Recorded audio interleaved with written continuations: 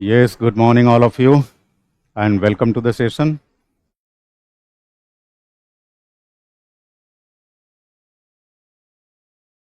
पिछली क्लास में हम लोगों ने जर्मन दार्शनिक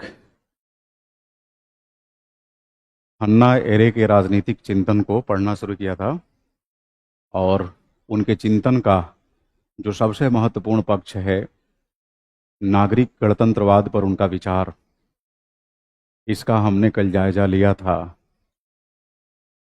और हमने यह पाया कि हन्ना एरे नागरिक गणतंत्रवाद का विचार प्रस्तुत करते हुए उन्होंने वीटा एक्टिवा का सहारा लिया है। कहने का मतलब कि गतिविधियों के आधार पर मनुष्यों की कुल 3 श्रेणियों का रेखांकन किया है। पहली श्रेणी वैसे लोगों की श्रेणी जो श्रम से संबंधित गतिविधियों में संलग्न होते हैं। दूसरी श्रेणी जो काम में, वर्क में संलग्न होते हैं। और तीसरी श्रेणी जिनका संबंध एक्शन से है, कार्यवाही से है ना।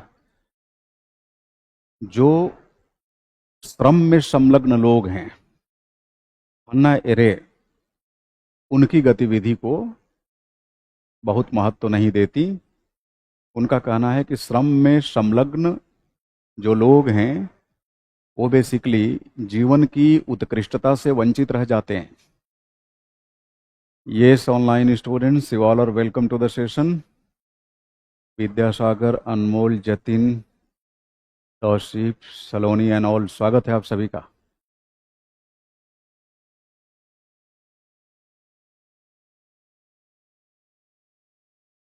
यस, रुचि, मोनी, राधिका,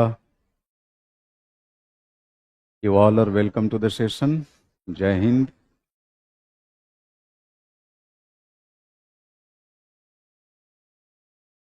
यस, राजन, बिंदु, गुड मॉर्निंग। तो हम लोगों ने कल हन्ना एरे के नागरिक गणतंत्रवाद का विचार पढ़ा था और मैं आपको बता रहा था कि उन्होंने मानवीय गतिविधियों के आधार पे 3 श्रेणियों का रेखांकन किया है। एक, उन लोगों की श्रेणी, उन लोगों की कैटेगरी जो श्रम में विश्वास रखते हैं। जो लोग श्रम में अपने आप को संलग्न रखते हैं वे बेसिकली वैसे लोग हैं, हिमांशु, जो केवल अपनी आवश्यकताओं को वरीयता देते हैं। यानी वो सेल्फ सेंटर्ड होते हैं, स्व से केंद्रित होते हैं, स्व से संचालित होते हैं। समझ रहे मेरी बात? वो जो भी करेंगे अपने लिए करेंगे। अब चाहे वो मजबूरी में करें या जिस रूप में करें, उनकी प्राथमिकता होती है अपने एग्जिस्टेंस को बनाए रखना या फिर उसे और अधिक मजबूत बनाना। वो अदर्स की तरफ रुझान नहीं रखते, दूसरों की तरफ रुझान नहीं रखते। कहने का मतलब कि समाज सेवा वगैरह जैसी चीजों से वो काफी दूर रहते हैं। ठीक है प्रवीण? नहीं नहीं, श्रम से संबंधित लोग काउंसिल स्टेट में भागीदारी निभाएंगे ही नहीं, वो निभा ही नहीं सकते। उनके पास समय कहाँ है समाज सेवा के लिए, दूसरों की सेवा के लिए। हन्ना एरे के शब्दों में कार्यवाही सबसे महत्वपूर्ण गतिविधि है, क्योंकि कार्यवाही में व्यक्ति स्व से मुक्त हो जाता है, जो करेगा दूसरों के लिए करेगा। यानी वो सेवा भाव उसके अंदर कूट कूट कर भर जाता है। तो वैसा व्यक्ति दूसरों के लिए जीता है ना। लेट लिव फॉर अदर्स, दूसरों के लिए जिए, इस धारणा में यकीन रखा जाता है। और हन्ना एरे कहती हैं कि राजनीति कार्यवाही का सबसे शानदार रूप है। तो उन्होंने राजनीति को काफी महत्वपूर्ण माना है ना। और परंपरागत दौर से जो चली आ रही अवधारणा है राजनीति के अंदर, जहाँ शासक और शासित में एक बड़ा विभेद दिखता है। ऐसा लगता है कि शासक श्रेष्ठ है और शासित उस पर आश्रित है। यानी शासक शासितों का मानो माई बाप हो, खुदा हो, सब कुछ हो। हन्ना एरे इसमें यकीन नहीं रखती। वो कहती हैं कि राजनीतिक चिंतन की प्राचीन धाराओं से ही अगर हम देखें, मतलब सुकरात, प्लेटो और अरस्तु के दौर से हम देखें, तो यही पाएंगे कि शासक और शासित में एक बड़ा विभेद प्रकट करने की कोशिश की गई है। शासक को अधिक महत्वपूर्ण माना गया है, शासितों को महत्वहीन माना गया है। हन्ना एरे इस परंपरागत राजनीतिक प्रणाली को खारिज करती हैं और अपने नागरिक गणतंत्रवाद के विचार के माध्यम से उन्होंने कहा है कि हम एक ऐसी राजनीतिक व्यवस्था चाहते हैं जिसमें शासक की तुलना में शासितों को अधिक महत्व दिया जाए।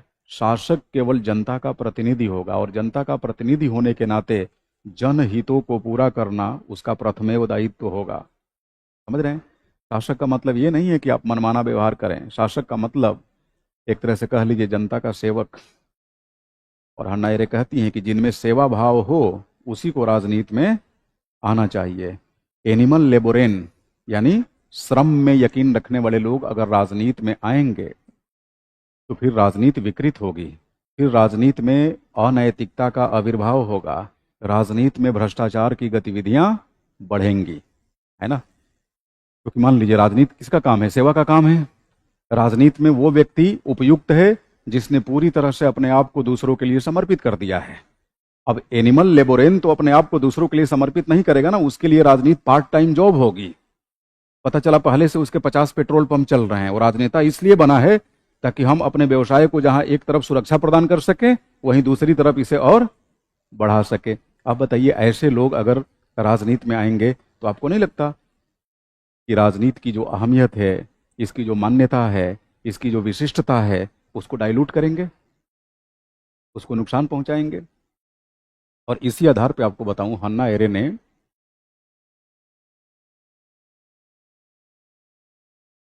क्रांतियों पर अपनी टिप्पणी प्रस्तुत की है। हन्ना अरेरे कहती हैं कि भाई क्रांति बदलाव का माध्यम है। रिवॉल्यूशन का सामान्य मतलब अगर अरस्तु के दौर से ही आप देखें तो रिवॉल्यूशन का मतलब क्या है? बदलाव है। अरस्तु ने तो भाई हर छोटे छोटे बड़े बदलाव को ही क्रांति मान लिया है।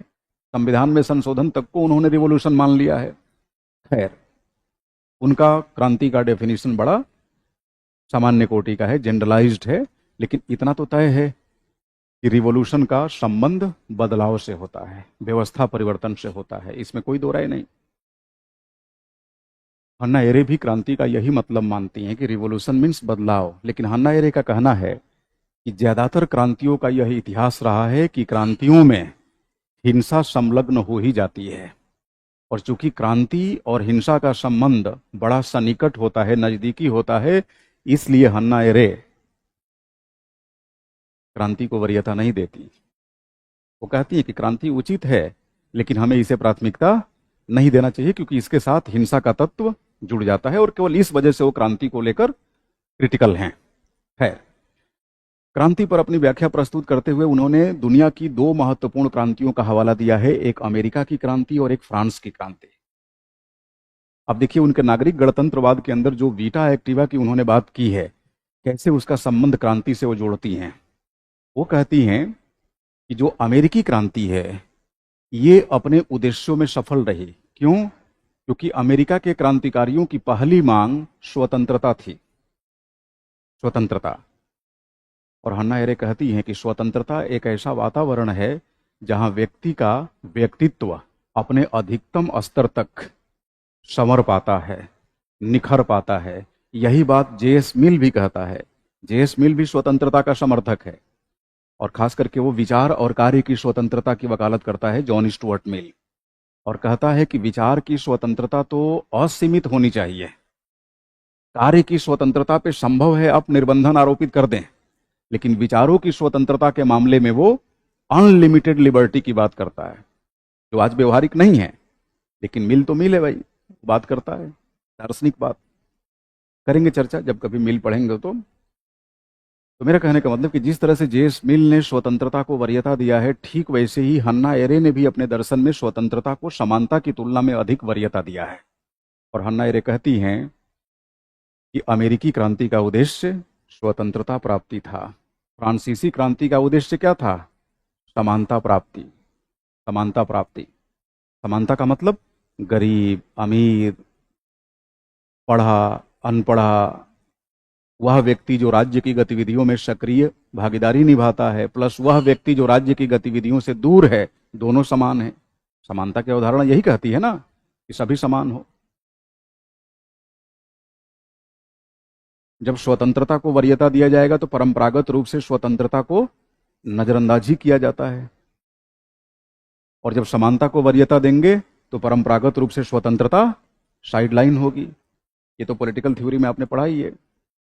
वो अलग बात है कि दोनों के संतुलित स्वरूप को सबसे उत्तम माना जाता है, बट परंपरागत रूप से मैंने बात की कि परंपरागत रूप से स्वतंत्रता व समानता परस्पर विरोधी तत्व हैं, परस्पर विरोधी विचार हैं।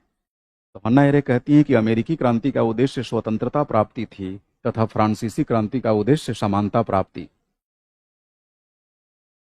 हन्ना एरेक के शब्दों में अमेरिकी क्रांति सफल रही, लेकिन फ्रांसीसी क्रांति अपने उद्देश्यों में सफल नहीं रही। तो क्रांति तो सफल हो गई, लेकिन जिन उद्देश्यों की पूर्ति के लिए क्रांति आयोजित की गई थी उन उद्देश्यों की प्राप्ति नहीं हो पाई, इसलिए उन्होंने फ्रांसीसी क्रांति को विफल माना है।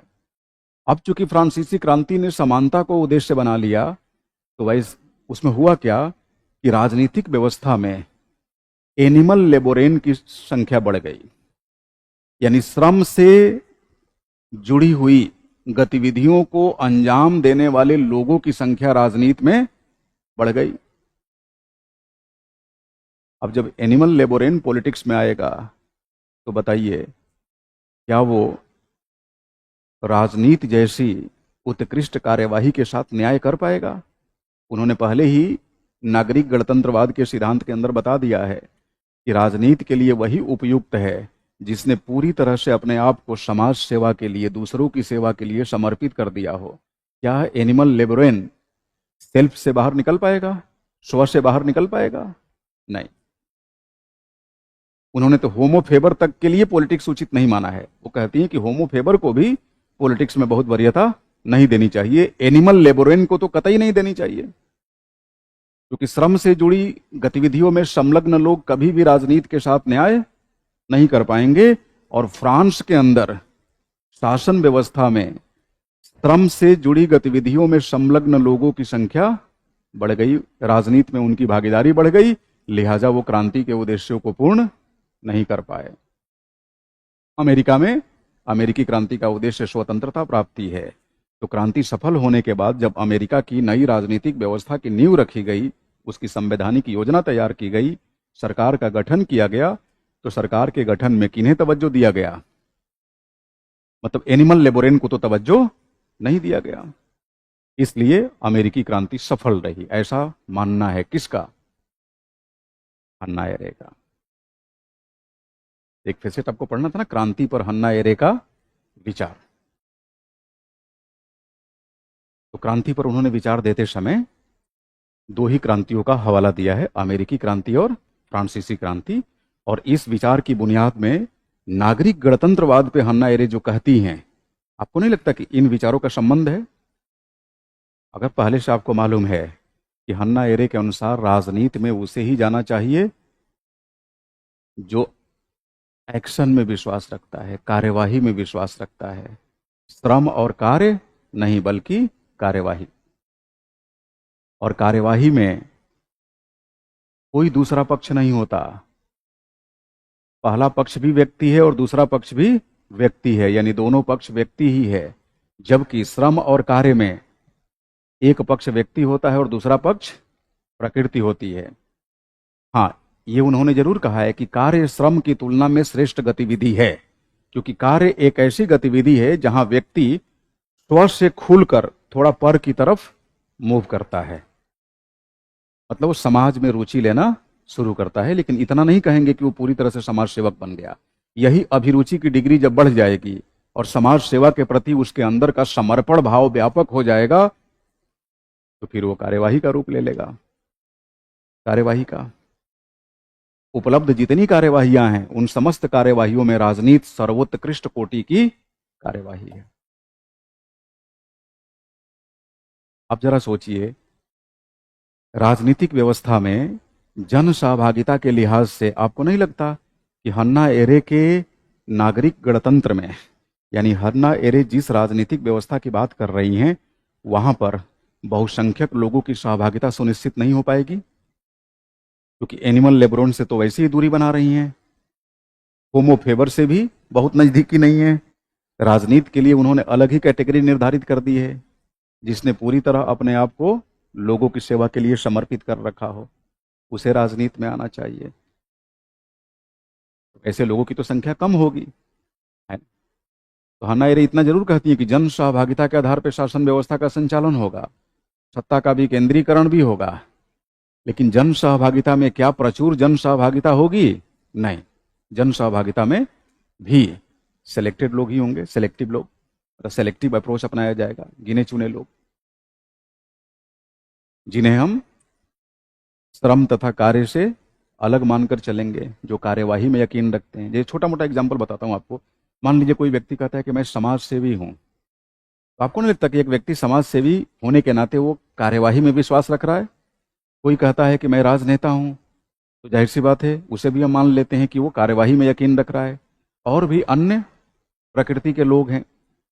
भाई मैं कह रहा हूं नागरिक समाज की संस्थाओं में काम करने वाले लोग, सिविल सोसाइटी ऑर्गेनाइजेशंस में काम करने वाले लोग, आपको नहीं लगता कि उनका झुकाव कार्यवाही की तरफ है? जितने वॉलंटरी ऑर्गेनाइजेशंस में काम करने वाले वॉलंटियर्स हैं, उनको आप कहेंगे ना कि ये कार्यवाही में यकीन रखते हैं। तो उपलब्ध जितनी भी कार्यवाहियों के प्रकार हैं, उन समस्त प्रकारों में राजनीति रूपी कार्यवाही सर्वोत्कृष्ट कोटि की कार्यवाही है, यही कहती है हन्ना एरे। हाँ। और फिर उन्होंने अपने राज्य सिद्धांत में यह बताया है कि किस तरह काउंसिल स्टेट काम करेगा। लगभग वही प्रक्रिया अपनाई गई है जैसा गांधी जी का पंचायती राज व्यवस्था पर आधारित व्यक्तिवादी लोकतांत्रिक राज्य हुआ करता था, जिसमें समुद्री वृत्त की अवधारणा का अनुसरण हो रहा था। हन्ना एरे के केस में भी आपने यही देखा। इस तरह से हम लोगों ने कल जो पढ़ा था नागरिक गणतंत्रवाद पर हन्ना एरे का विचार, उसे एक बार रिवाइज कर लिया, और साथ में क्रांति के संदर्भ में उन्होंने क्या विचार दिया है इसका भी हमने जायजा ले लिया। ईमानदारी से बताइए, आप लोग इसे समझ पाए हैं? ऑनलाइन स्टूडेंट्स, हाँ बताइए, थोड़ा जोर से बोलिए। हाँ हाँ हाँ, मनुष्य। इसमें यह है ना कि व्यक्ति रचनात्मकता की बात करता है। रचनात्मकता, अब जैसे मान लीजिए कि सपोज आप वर्किंग प्रोफेशनल हैं, लेकिन ये नहीं है कि आपको 30 दिन काम करना है, ये भी नहीं है कि दिन के 8 घंटे या 12 घंटे आपको काम करना है। आप अपनी स्वेच्छा से सुबह 2 घंटे काम कर लिए, माना कि दोपहर में 2 घंटे काम कर लिए, उसके बाद पूरा समय आपने बिल्कुल लेजर रखा। किसी टाइम योगा कर रहे हैं, किसी टाइम दूसरों को सलाह मशवरा दे रहे हैं, पड़ोसियों को सलाह दे रहे हैं कि बेटे बेटी का दाखिला कहाँ कराओ, कौन सा कॉलेज चूज करो। समझ रहे मेरी बात? भाई समाज के लिए कुछ तो कर रहे हैं आप, या फिर बैठकर किसी मुद्दे पर निबंध लिख रहे हैं।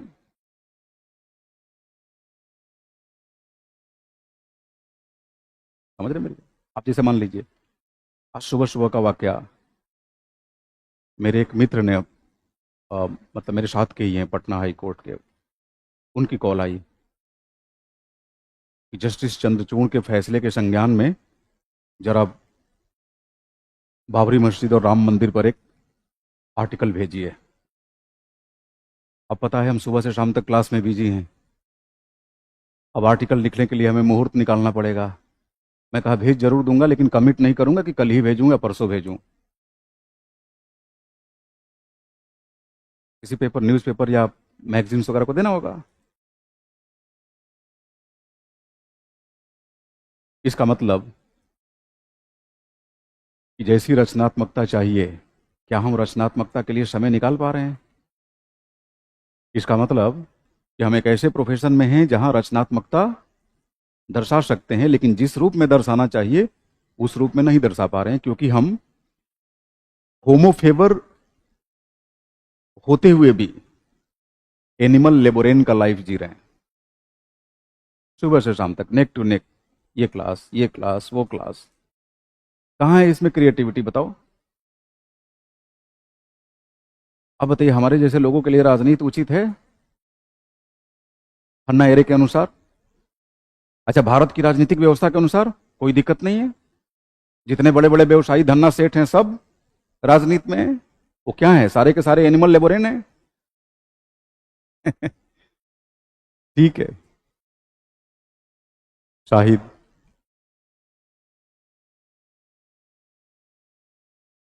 कन्हैया लाल, कन्हैया लाल कह रहे हैं कि क्रांति पर विचार शॉर्ट में समझा दीजिए। ठीक से समझा देता हूं।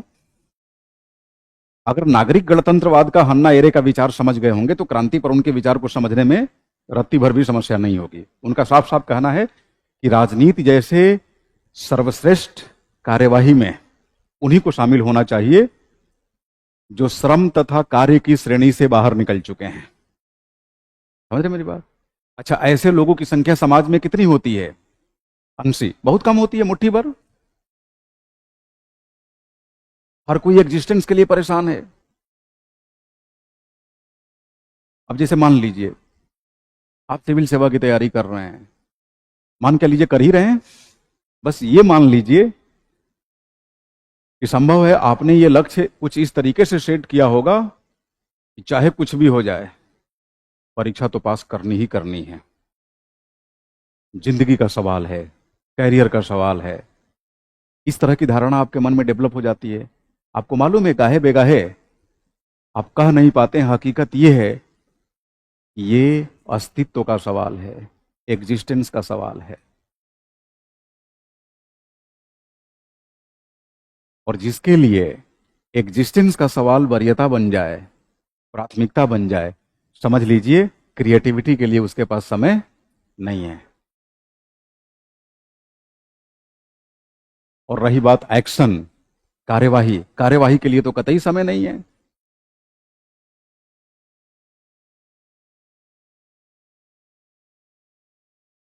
कार्यवाही में तो वो व्यक्ति कार्यवाही के लिए सुटेबल है जिसके पास एक सेट कपड़ा है और उसे यही नहीं मालूम कि दूसरा सेट कैसे जुगाड़ होगा, पैसा भी नहीं है, लेकिन फिर भी वो रिलैक्स है, समाज के लिए काम कर रहा है, कहीं से मिल गया, किसी ने गिफ्ट कर दिया तो ठीक है, नहीं तो चल रहा है। ऐसे लोगों के लिए कार्यवाही उचित है। या फिर वो व्यक्ति जिसके परिवार में मान लो सारे एनिमल लेबोरेन हैं, व्यापारी व्यवसायी खूब पैसा कमा रहे हैं, काम में व्यस्त हैं, और उसी में कोई ऐसा व्यक्ति है जिसको आमतौर पे एनिमल लेबोरेन की जहां बहुलता होती है वहां ऐसे लोगों को बेवकूफ साबित कर दिया जाता है। जैसे गांव वगैरह में देखे होंगे, किसी घर परिवार में कोई व्यक्ति अगर कोई काम धाम नहीं कर रहा है, समाज सेवा राजनीति जैसी गतिविधियों में वो थोड़ा एक्टिव है, तो लोग उसको मजाक के रूप में नेता नेता कहकर उसका मजाक उड़ाते हैं। और नेता क्या चल रहा है आजकल, नहीं सुना है कभी ऐसे बोलते हुए लोगों को? वो अपने आप में एक तरह की मतलब समझ लो कि वो उपहास उड़ाने जैसी बात हुई। नेता मतलब नकारा, कोई काम धाम नहीं है उसके पास और ना ही किसी काम धाम की चिंता है।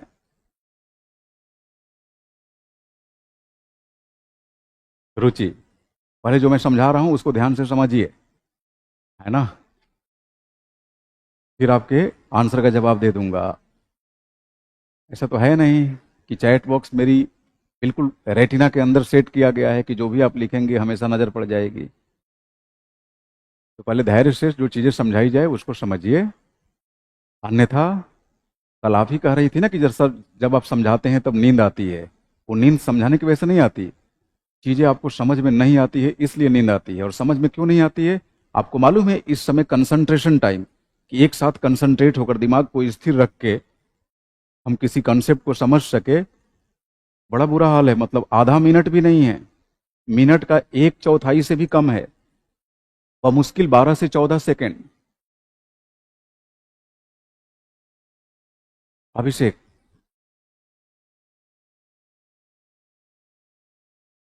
समझ लीजिए बोर्ड वर्क इसलिए नहीं कर रहा हूं कि मेरे घुटने में बहुत बड़ी समस्या है, मुझे खड़ा होने में बड़ी प्रॉब्लम है, 3-4 दिन से जूझ रहा हूं इससे। हाँ, हाँ। तो इधर वर्कआउट कर रहे हैं क्या, फिजिकल वर्कआउट? तो आप तो काफी दिन से करें, तो आपको तो नहीं होना चाहिए। हम तो 7-8 साल बाद शुरू किए थे। अरे नहीं, बड़ा खिंचाव आ गया, पता नहीं क्या दिक्कत हो गई है। दिन में दिन में 4 से 5 बार कर रहे हैं ऐसा, तब भी नहीं हो रहा है। आज भर का रखे हैं वेटिंग पीरियड, नहीं कल तो फिर हम हॉस्पिटल का रुख करेंगे। हाँ, मुझे भी लगता है कि करवाना पड़ेगा।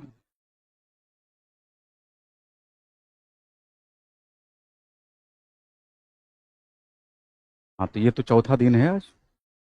तो देख लेते हैं, अगर कल आराम नहीं हुआ तो फिर। हाँ, नहीं, सूजन तो नहीं है, पर परसों तक थोड़ी सी स्वेलिंग थी, अब मसल सी खींची है। एक्चुअली ये जो रीज है ना आपका, वो देखा होगा आपने, कमला नेहरू पार्क, ये दिल्ली यूनिवर्सिटी वाला। तो वो तो बेसिकली पहाड़ी नुमा है, ऐसे सड़कें बनी हुई है, कभी ऊंचाई है फिर अचानक से स्लोप है। तो मुझे लगता है कि उसी दौरान कुछ थोड़ा नसें खींच गई है। हाँ, खड़ा होने में क्या, बैठ के भी एक पोजीशन में हम टांग नहीं रख पा रहे हैं। हाँ, देख लेते हैं। हाँ, श्वेता कह रही है कि हड्डी बढ़ने से होता नहीं, हड्डी वड्डी क्या बढ़ेगी इस उम्र में। हड्डी बढ़ने की उम्र आप लोगों की है, मतलब अभी आपकी लंबाई वगैरह सब बढ़ेगी, कभी भी बढ़ जाती है।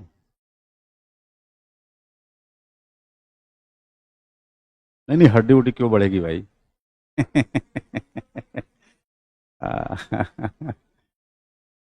एनिमल लेबोरेन का हिंदी क्या है?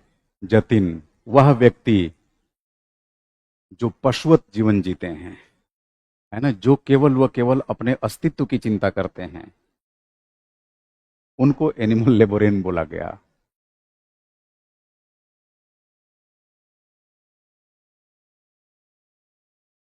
हाँ,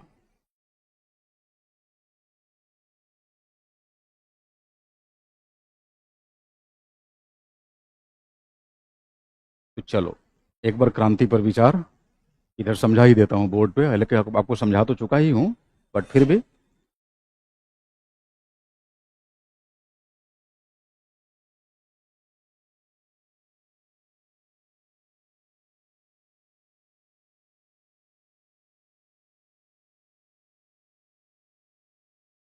देखो जी,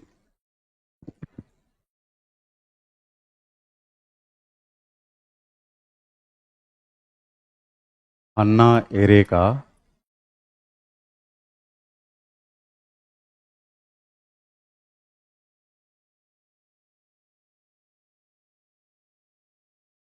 क्रांति पर विचार। हाँ,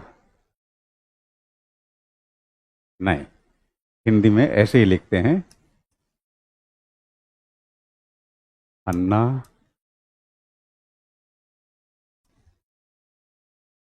अंग्रेजी में ऐसे लिखते हैं, हिंदी में एरे ही लिखते हैं। कहीं एरेन लिखा है क्या कहीं?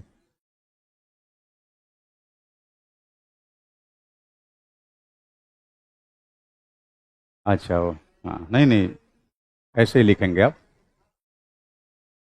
अन्ना एरे।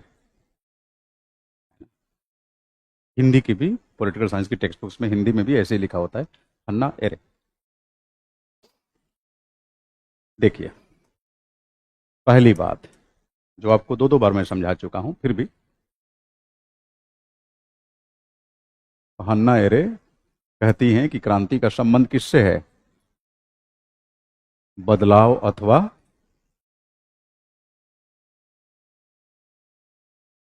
परिवर्तन से है। समझ रहे हैं मेरी बात? क्रांति का संबंध बदलाव अथवा परिवर्तन से है, हिमांशु, जतिन। लेकिन फिर भी वो क्रांति को उचित नहीं मानती। क्यों उचित नहीं मानती?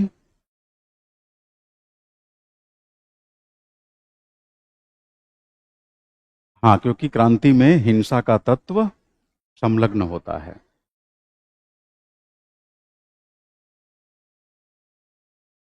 अन्ना एरे ने क्रांति को अनुचित माना है।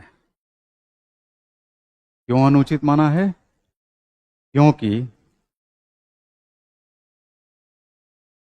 इसमें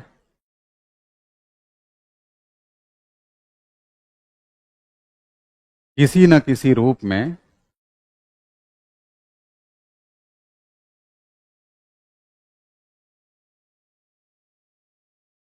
हिंसा के तत्व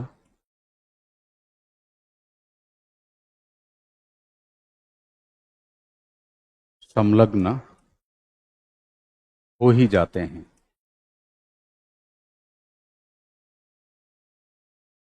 ठीक है,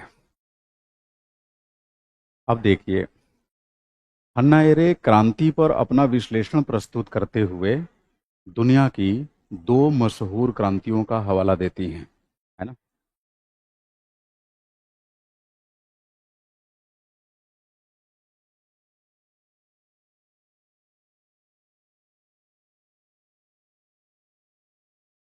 अमेरिकी क्रांति तथा फ्रांसीसी क्रांति।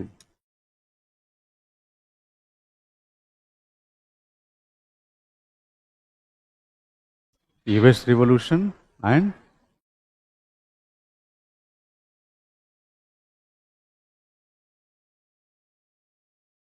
French revolution.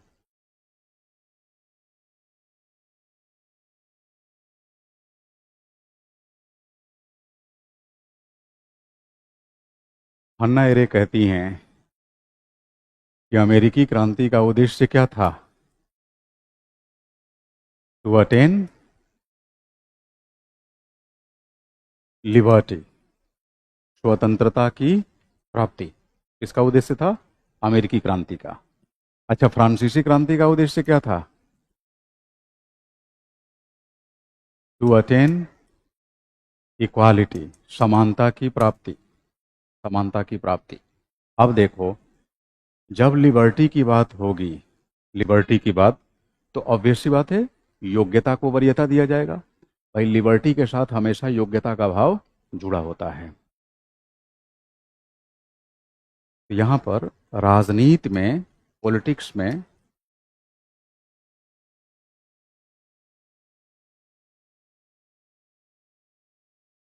योग्यता को वरीयता दिया गया, है ना। जबकि फ्रांस में चूंकि समानता की स्थापना की जाने लगी, तो यहां पर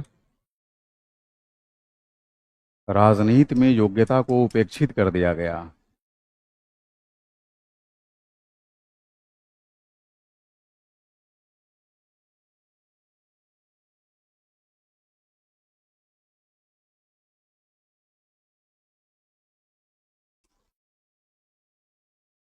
अब देखो, चूंकि अमेरिका में राजनीति में योग्यता को वरीयता दिया गया, इसके कारण राजनीतिक गतिविधियों में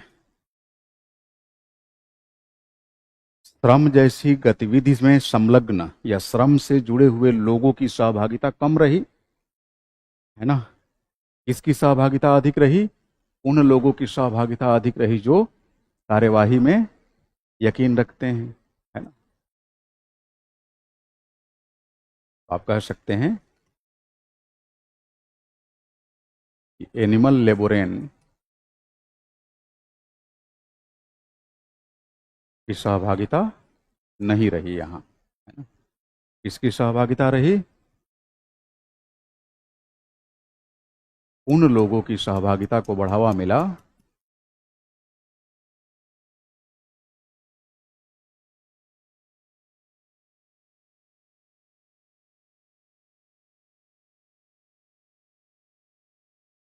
जो कार्यवाही से जुड़े थे, यानी एक्शन में संलग्न लोगों को वरीयता दी गई यूएस पॉलिटिकल सिस्टम में, है ना। क्योंकि यहाँ क्रांति का उद्देश्य स्वतंत्रता था, स्वतंत्रता हमेशा योग्यता को तरजीह देती है। फ्रांस के अंदर ऐसा नहीं हुआ। फ्रांस के अंदर क्या हुआ? क्योंकि सभी को समान रूप से वरीयता दी गई। अब जब समान रूप से वरीयता देंगे तो अधिक संख्या में कौन आ जाएगा? एनिमल लेबोरेन, क्योंकि संख्या बल में वही अधिक है ना। तो यहाँ की राजनीतिक व्यवस्था में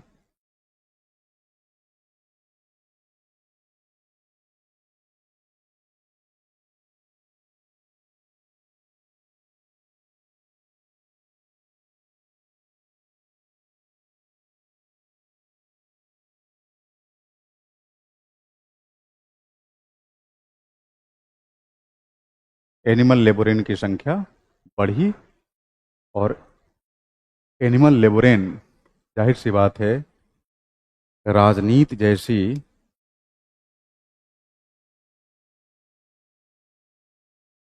सर्वोत्कृष्ट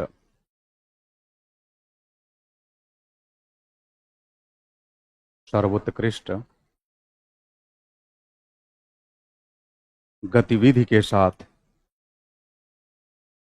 न्याय नहीं कर पाया।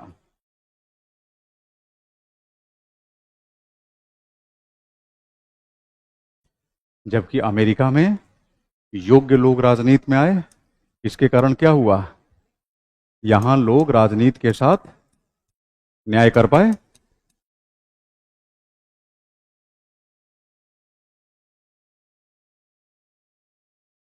नतीजा क्या हुआ? नतीजा ये रहा कि अमेरिका की क्रांति सफल रही और फ्रांस की क्रांति विफल रही।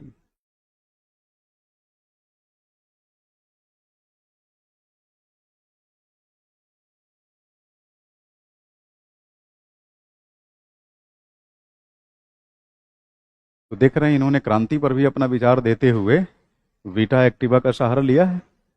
हाँ,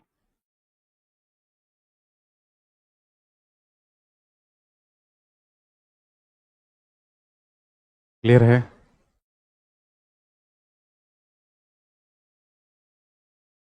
यही बात आपको समझाया था।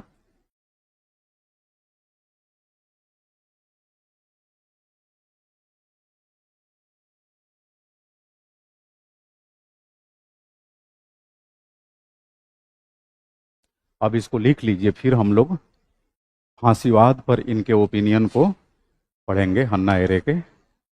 फांसीवाद क्या? सर्वाधिकारवाद, टोटालिटेरियन। उनकी एक रचना है ना, ओरिजिन ऑफ टोटालिटेरियनिज्म। हाँ,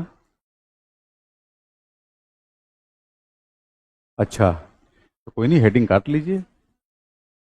क्या समझा दिया था? नहीं, वो तो समझाया हूँ, नागरिक गणतंत्रवाद।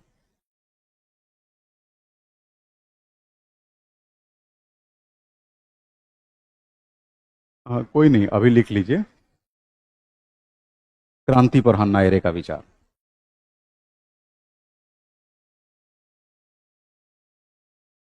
फिर हम लोग बात कर लेंगे सर्वाधिकारवाद का भी।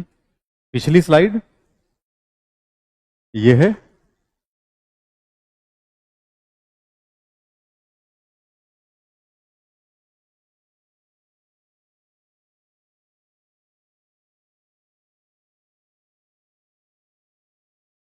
अब लिख लीजिए, रिया, टेक डाउन प्लीज।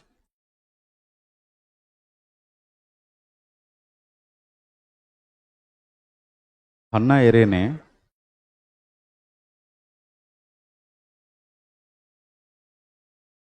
विश्व की दो महत्वपूर्ण क्रांतियां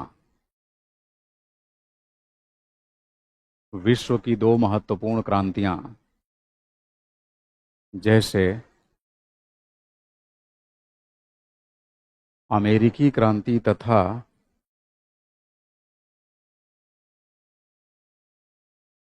फ्रांसीसी क्रांति का हवाला देते हुए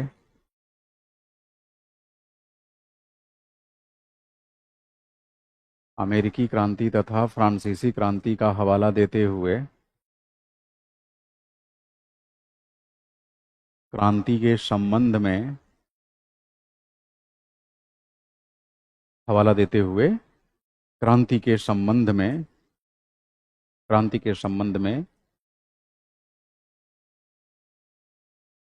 अपने विचार प्रकट किए हैं। क्रांति के संबंध में अपने विचार प्रकट किए हैं।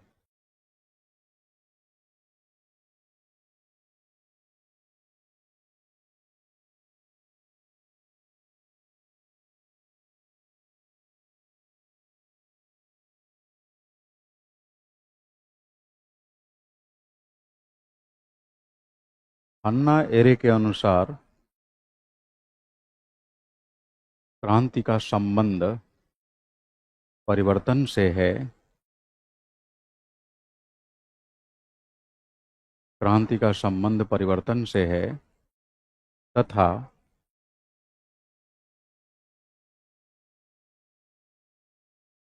इसका मूल उद्देश्य यानी क्रांति का मूल उद्देश्य स्वतंत्रता प्राप्ति है। स्वतंत्रता प्राप्ति है। बावजूद इसके क्रांति का महिमा मंडल नहीं किया जा सकता। क्रांति का महिमा मंडल नहीं किया जा सकता क्योंकि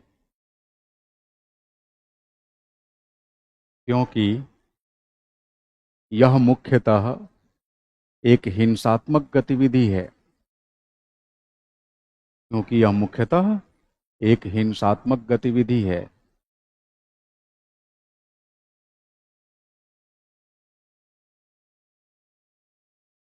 यह मुख्यतः एक हिंसात्मक गतिविधि है।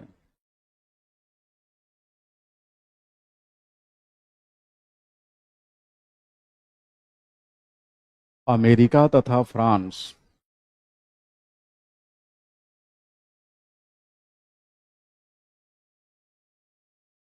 दोनों ही जगह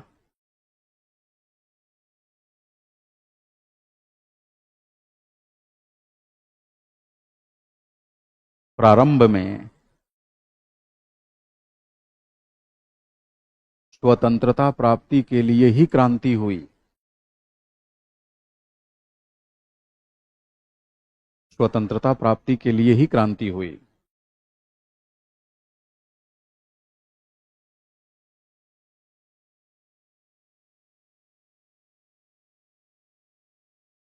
किंतु क्रांति की सफलता के बाद फ्रांसीसियों ने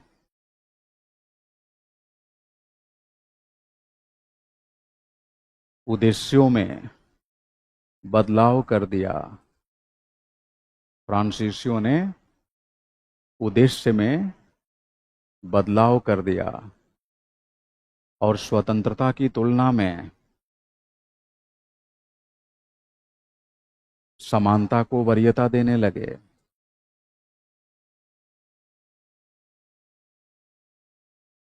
जबकि अमेरिका में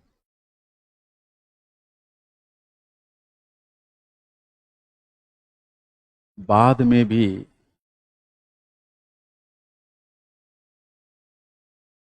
स्वतंत्रता के आदर्श को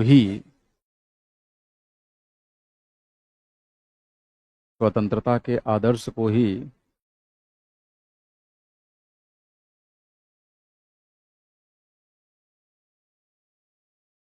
प्रमुख मूल्य माना गया तथा समानता को कम महत्व दिया गया।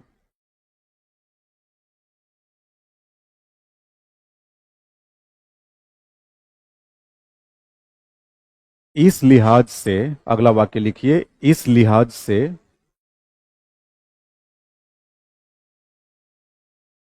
हन्ना एरे की नजर में, इस दृष्टिकोण से हन्ना एरे की नजर में, इस दृष्टिकोण से हन्ना एरे की नजर में फ्रांस की क्रांति अपने लक्ष्य से भटक गई। अब बताइए क्यों लक्ष्य से भटक गई? क्योंकि उद्देश्य तो स्वतंत्रता प्राप्ति था, लेकिन क्रांति की सफलता के बाद इन्होंने क्या किया? समानता को मुख्य उद्देश्य बना लिया, तो क्रांति भटक गई ना लक्ष्य से। जबकि अमेरिका में क्या था? स्वतंत्रता प्राप्ति के लिए ही क्रांति की गई और आगे भी स्वतंत्रता को ही मूल आदर्श बनाए रखा गया। तो इस तरह से फ्रांस की क्रांति अपने उद्देश्य से भटक गई।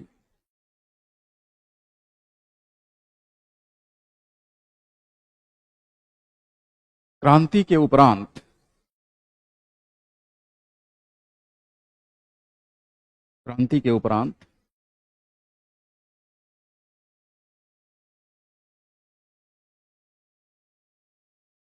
अमेरिका में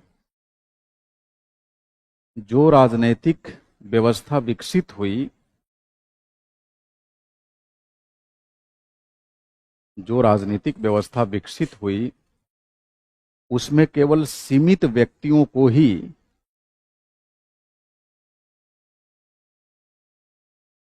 उसमें केवल सीमित व्यक्तियों को ही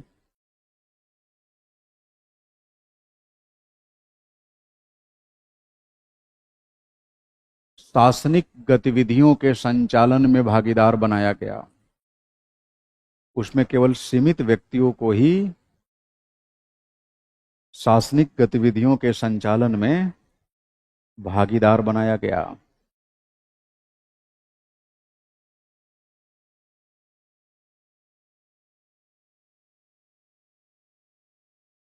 यानी अमेरिका में यानी अमेरिका में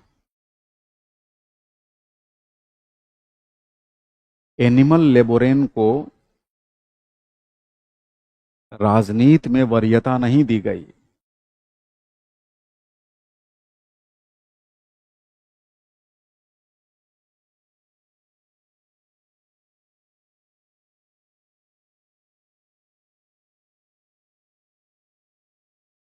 वहीं दूसरी तरफ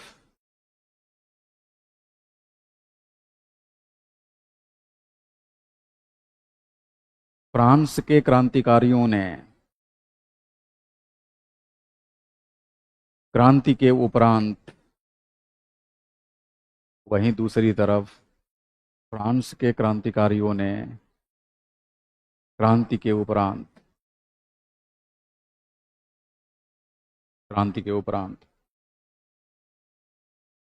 स्वतंत्रता के आदर्श को भुला दिया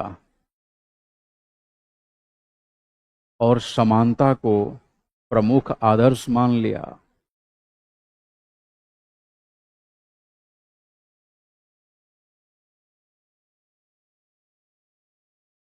और समानता को प्रमुख आदर्श मान लिया।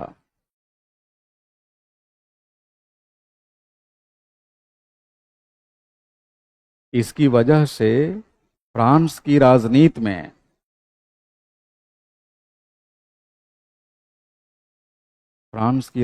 में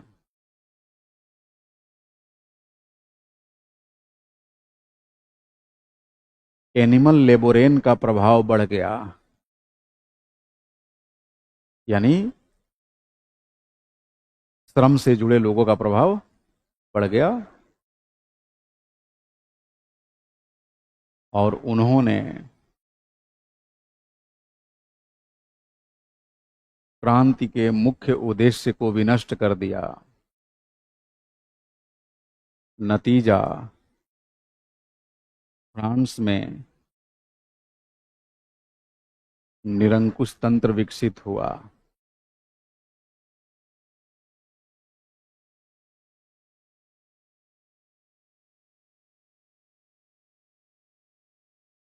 नतीजा फ्रांस में निरंकुश तंत्र विकसित हुआ।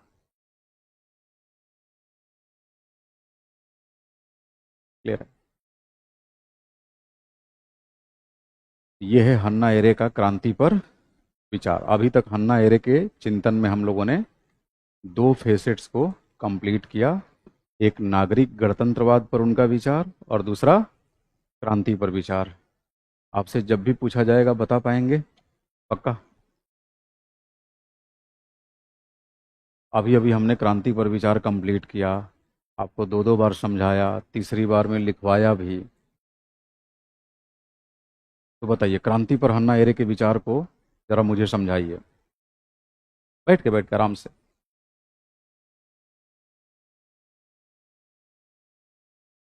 हाँ, दो उदाहरण उन्होंने उद्धृत किया। हाँ।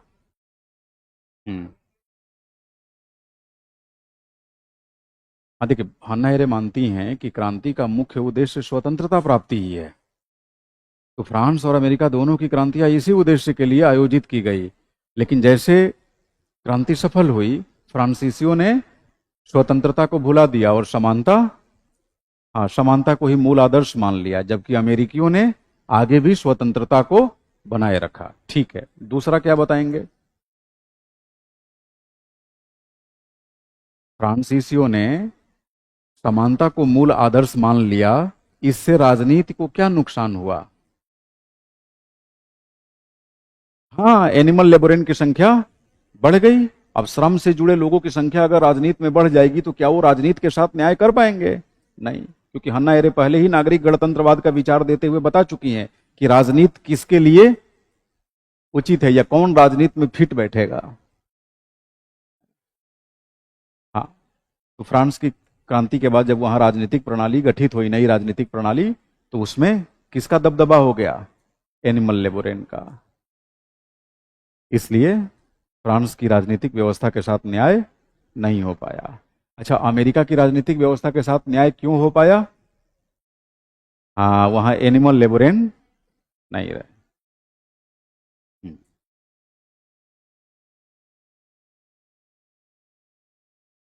भारत के परिप्रेक्ष्य में आप देखेंगे हमारी राजनीतिक व्यवस्था में ज्यादातर एनिमल लेबोरेंट ही मिलेंगे। अगर एनिमल लेबोरेंट ना रहे तो पॉलिटिक्स में करप्शन की खबरें ही नहीं आएंगी। भारत क्या, दुनिया के सभी देशों में आप देखेंगे, क्योंकि अब सभी को मताधिकार है, मत देने का अधिकार है, तो जब सभी को मत देने का अधिकार दे देंगे आप, तो एनिमल लेबोरेंट की संख्या तो बढ़ी जाएगी राजनीति में। कैसे रोक लेंगे आप? क्योंकि आबादी का सबसे बड़ा हिस्सा तो यही होता है।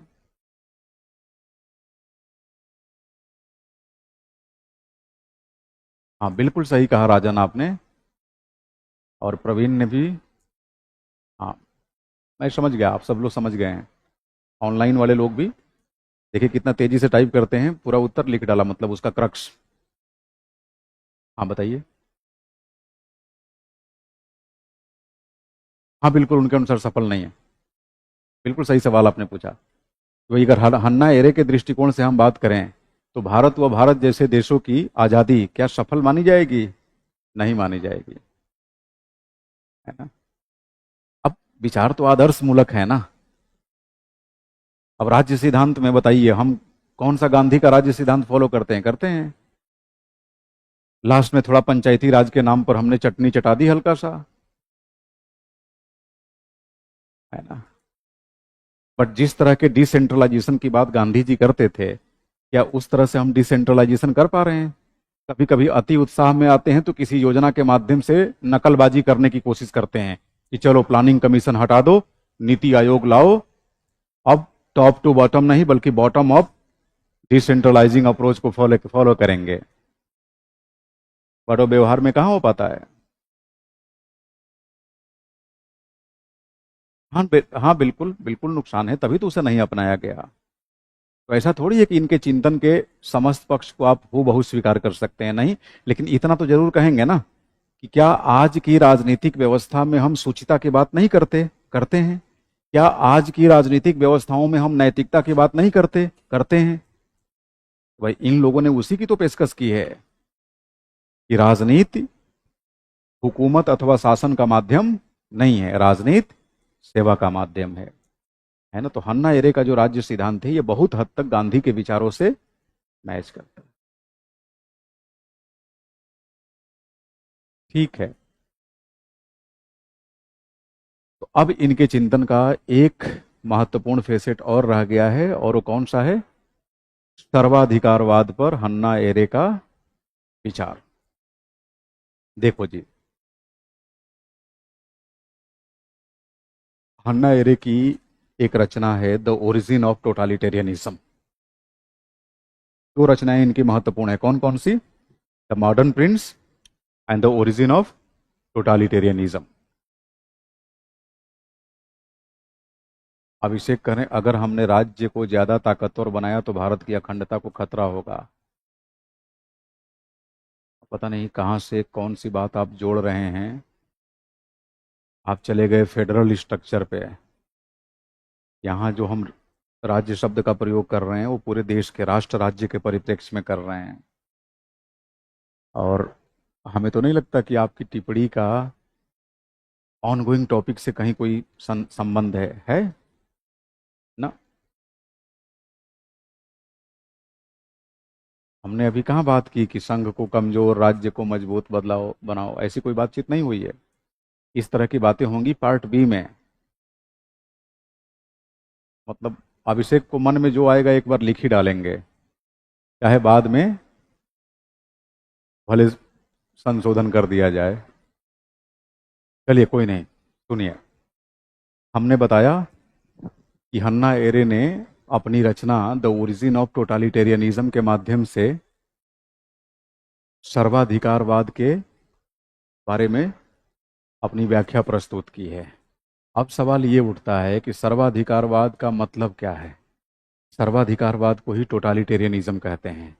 बस ये समझ लीजिए कि ये एक प्रकार की निहायत निरंकुश व्यवस्था है। माने थोड़ी मोड़ी निरंकुश नहीं, निहायत का मतलब होता है पूर्ण रूपेण। ये पूर्णतः निरंकुशतावाद की अवस्था है। ठीक है राजन? हाँ। तो अब मान लीजिए एक तरफ शासक और दूसरी तरफ शासित। शासक को ही हम आज के दौर में क्या बोलते हैं? सरकार। और दूसरी तरफ जनता। अगर मान लीजिए सरकार जनता के जीवन के हर क्षेत्र को नियंत्रित करने लगे, तो वैसी सरकार को हम क्या बोलेंगे?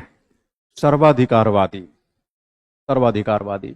अब जरा सोचिए, सर्वाधिकारवादी सरकार कहीं से भी आपकी स्वतंत्रता का सम्मान कर पाएगी? अरे आपके जीवन के हर क्षेत्र में नियंत्रण का मतलब हुआ कि व्यक्तिगत क्षेत्र में भी नियंत्रण होगा।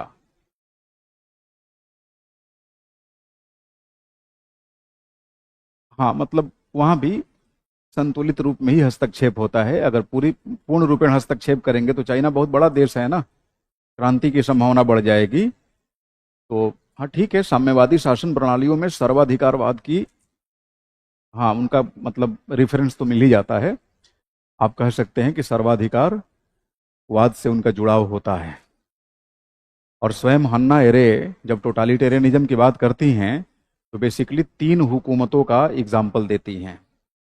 एक जर्मनी का नाजी शासन, इटली का फांसी शासन और रूस का साम्यवादी शासन। और 3 नेताओं का भी रेफरेंस देती हैं। जर्मनी में हिटलर, इटली में मुसोलिनी और रूस में स्टालिन। स्टालिन। इन तीनों की शासनिक व्यवस्थाओं को हन्ना एरे ने सर्वाधिकारवादी शासनिक व्यवस्था करार दिया है। अब आप देखिए, आपने अरस्तु का चिंतन पढ़ा है। अरस्तु साफ साफ राज्य को, राज्य मतलब शासन प्रणाली, साफ साफ राज्य को नसीहत देते हैं कि तुम किसी भी कीमत पे वैयक्तिक मामलों में हस्तक्षेप नहीं करोगे। आखिर अरस्तु ऐसे ही अरस्तु थोड़ी हैं। क्यों उन्होंने ऐसा कहा? क्योंकि अगर राज्य वैयक्तिक मामलों में हस्तक्षेप करने लगेगा तो सत्ता निरंकुश हो जाएगी। समझ रहे मेरी बात? ऑटोक्रेटिक गवर्नमेंट हो जाएगी, उसके कार्य प्रणाली डिस्पोटिक हो जाएगी, निरंकुश हो जाएगी। वो मानव जीवन के हर क्षेत्र को नियंत्रित करना शुरू करेगी। तो बताइए, मानव जीवन में स्वतंत्रता बचेगी? नहीं बचेगी। ये बड़ी चिंता की बात हुई।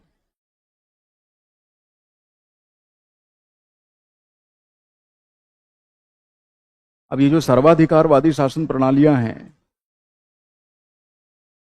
ये बेसिकली व्यक्ति को पूरी तरह से साधन बना देती हैं कि व्यक्ति साधन है, राज्य अथवा हुकूमत क्या है? साध्य है। इसके अंदर फांसीवाद के लक्षण होते हैं। हर एक सर्वाधिकारवादी शासन प्रणाली के अंदर फांसीवाद के गुण होंगे।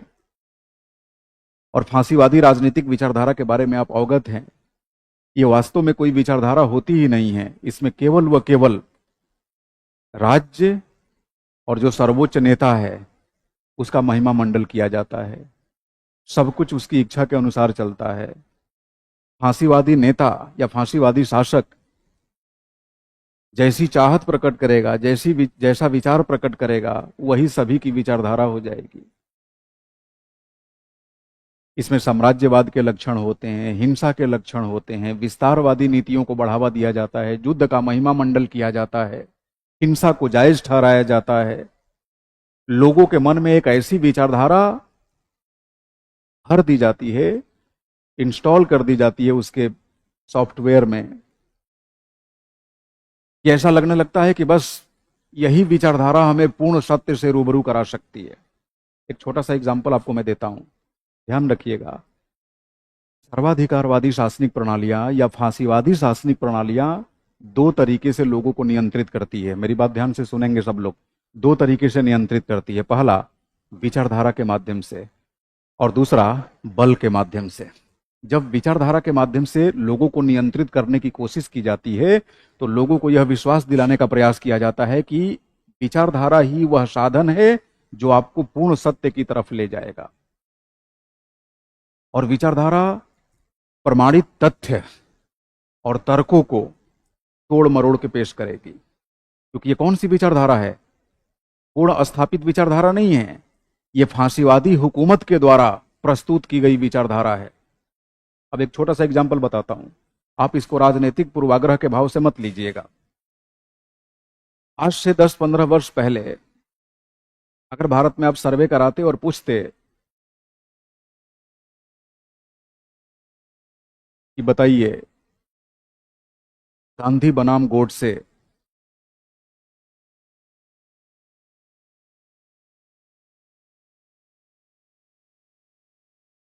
में आप गोडसे को कितना उचित कितना अनुचित मानते हैं, लोग एक झटके में ज्यादातर लोग यही बोलते, ये भी कोई प्रश्न है? कहां गांधी कहां ये गोडसे, कोई तुलना हो सकती है? किसी अपराधी और हत्यारे की तुलना आप गांधी से करेंगे? भाई सीधे सीधे आप ऐसा बोलते कि नहीं? लेकिन आप देखेंगे उसी में कुछ लोग ऐसे मिलेंगे जो बताएंगे कि नहीं, ये तो आपके दिमाग में भरा गया है कि गांधी ही खुदा थे, सब कुछ थे। गोडसे को विलेन बनाकर पेश कर दिया गया। आपको जो भी पढ़ाया गया है, जो भी समझाया गया है, गलत समझाया गया है, ये देखो पूर्ण सत्य है। और फिर आपको बोलेंगे ये वाला ग्रुप ज्वाइन कर लेना, और उस ग्रुप में आपको तत्व मीमांसा से परिचित करा दिया जाएगा, सारे तत्व ज्ञान उड़ेल दिए जाएंगे। मेरी बात समझ पा रहे हैं? अब उसमें क्या होगा, आप तक ऐसी ऐसी सूचनाएं पहुंचाई जाएंगी जिसे लगेगा कि यार अब तक हम जो पढ़े थे, अब तक जो हम जान रहे थे, इसका मतलब कि हमें गलत पढ़ाया गया था, अब हमें सही पढ़ाया जा रहा है। विचारधारा। अब हम किसी सरकार पे उंगली नहीं उठा रहे हैं या सरकार को फांसीवादी या सर्वाधिकारवादी साबित करने की कोशिश नहीं कर रहे हैं। मैं आपको समझाने के लिए कि आप आसानी से समझ जाएं। कई लोग आपसे कुतर्क तर्क करते हुए मिल जाएंगे। अब जरा सोचिए, हिंदुस्तान में गांधी के देश में एक तरफ गांधी, दूसरी तरफ उनके हत्यारा, और हत्यारे के पक्ष में अगर कोई आर्गुमेंट पेश कर रहा है तो क्या ऐसे ही पेश कर रहा है? आपको नहीं लगता है कि किसी खास विचारधारा के बड़ा ही जबरदस्त प्रभाव में है? वो प्रभाव में है और वो विचारधारा उसके अंदर ठूस ठूस के भरी गई है। तो ये मैं नहीं कह रहा हूं, हन्ना एरे कह रही हैं कि सर्वाधिकारवादी शासन प्रणालियां दो तरीके से आम जनता को नियंत्रित करती है, एक विचारधारा के द्वारा और दूसरा बल के द्वारा। विचारधारा के माध्यम से जनता को निरंतर इस बात का एहसास कराने का प्रयास किया जाता है कि जो विचारधारा कह रही है वही पूर्ण सत्य है, तुम पहले से जो भी जान रहे हो सब गड़बड़ है। तो आमतौर पे फांसीवादी विचारधारा, सर्वाधिकारवादी विचारधारा आम जनमानस को लॉजिकल बीइंग से यानी तार्किक प्राणी से बदलकर उन्हें जनपुंज बनाना चाहती है। जनपुंज, जनपुंज समझ रहे हैं? किसी देश की आवाम को जब हम जनपुंज कहते हैं तो इसका कहने का मतलब यह है कि लोग एक साथ होते हुए भी एक नहीं है। भीड़ में सभी एक साथ दिखेंगे, लेकिन एक साथ होने के बावजूद सब अलग हैं, सबका जीवन एकांकी है, किसी का किसी पे भरोसा नहीं है। और इस तरह की सामाजिक व्यवस्था सर्वाधिकारवादी शासन प्रणाली को सूट करती है। इसलिए सर्वाधिकारवादी हुक्मरान हमेशा चाहता है कि जनता क्या बनी रहे? जनपुंज बनी रहे। और इसके लिए विचारधारा के माध्यम से सबसे पहले आपके तर्क कौशल पे आघात किया जाता है, आपकी तार्किकता को छिन्न भिन्न करने का प्रयास किया जाता है। और फिर हुकूमत जिस तरह की विचारधारा से आपको अवगत कराना चाहती है, उसी से संबंधित बातें बार बार आपके सामने परोसी जाएगी, विभिन्न माध्यमों से, विभिन्न चैनलों से। आप जरा सोचिए, किसी भी देश की आबादी के अंदर आपको नहीं लगता कि सबसे अधिक संख्या में वैसे लोग होते हैं जो अपेक्षाकृत थोड़े कम पढ़े लिखे हैं, थोड़े कम जागरूक हैं? है ना? आपको नहीं लगता कि ऐसे लोगों को विचारधारा के माध्यम से नियंत्रित किया जा सकता है? किया जा सकता है कि नहीं? अब देखेंगे हमारे यहाँ एक नया फैशन चला है चुनावों में, वो जो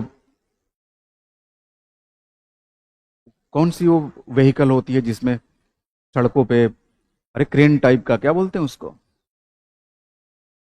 जेसीबी वगैरह, जेसीबी पर चढ़ के लोग ऊपर से फूलों की बारिश करते हैं नेताओं की। ऐसा देखा कि नहीं, एक ट्रेंड डेवलप हुआ है। हाँ, यूपी में बिहार में भी ये फैशन चल गया है। आप जरा सोचो, जो लोग वहां क्रेन पे खड़ा होकर या जेसीबी के उस बॉक्स टाइप जो स्ट्रक्चर होती है उस पे खड़ा होकर फूल गिरा रहे हैं,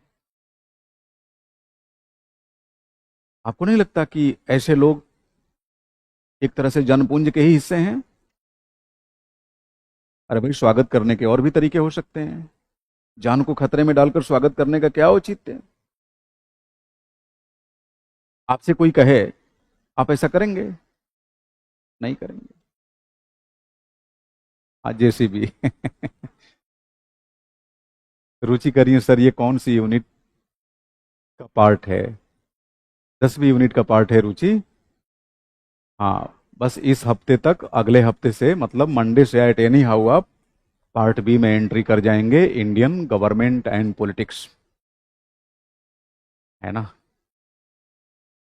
ये पार्ट ए है। मेरी कोशिश थी कि part A max to max 60 lectures में आपका पूरा कर दूं, लेकिन जरूरत से 20 लेक्चर हमने ज़्यादा लिया। हाँ, ये आज 80th लेक्चर है ना, 80th? हाँ, 78 है ना, 79 है आज। हाँ, तो 80 लेक्चर तक में हम लोग पूरा कर रहे हैं। फिर भी कभी मुझे याद आ रहा है कोई वाकया, किसी क्लास में किसी ने बोला था कि कुछ लोग कह रहे हैं कि सर बहुत शॉर्ट में पढ़ा रहे हैं। अब शायद वो ये मान के चला था कि ग्रेजुएशन में 3 साल पॉलिटिकल साइंस पढ़ा जाता है, सर इतना जल्दी कैसे ख़त्म कर रहे हैं? तो वो बेचारे ग्रेजुएशन के दिनों से बाहर ही नहीं निकले। 1 घंटे की क्लास चलती है, बिल्कुल। 3 साल में 3 परीक्षाएं देनी होती है, यहाँ एक ही परीक्षा देनी होगी, और एक ही दिन में। आपका पहला ऐसा बैच है जिसमें हमने सबसे ज़्यादा समय दिया, और आपके बैच से पहले अंग्रेजी हिंदी दोनों मीडियम मिलाकर आपको बता दूं, बिल्कुल ऑन रिकॉर्ड, 30 बैच पढ़ा चुका हूं मैं, और किसी भी बैच में इतना समय नहीं लिया। इसलिए मैं कह रहा हूं कि आपको अधिक समय मिला है। राजन, ऐसा इसलिए हुआ कि हमारी कोशिश रही कि हर सेशन इंटरैक्टिव बना रहे, ऑफलाइन स्टूडेंट्स के साथ साथ ऑनलाइन स्टूडेंट्स के साथ भी पर्याप्त इंटरैक्शन होता रहे। हाँ। हम्म।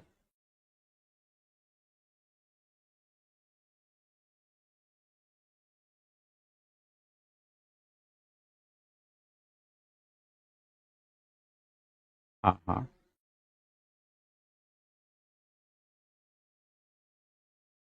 हाँ हाँ।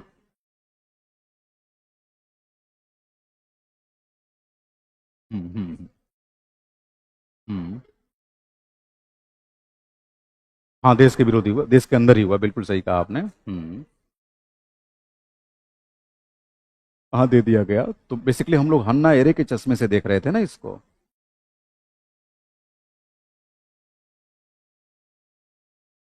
नहीं नहीं, अगर इस तरह से देखेंगे तो आप ब्रितानी क्रांति को ले लीजिए।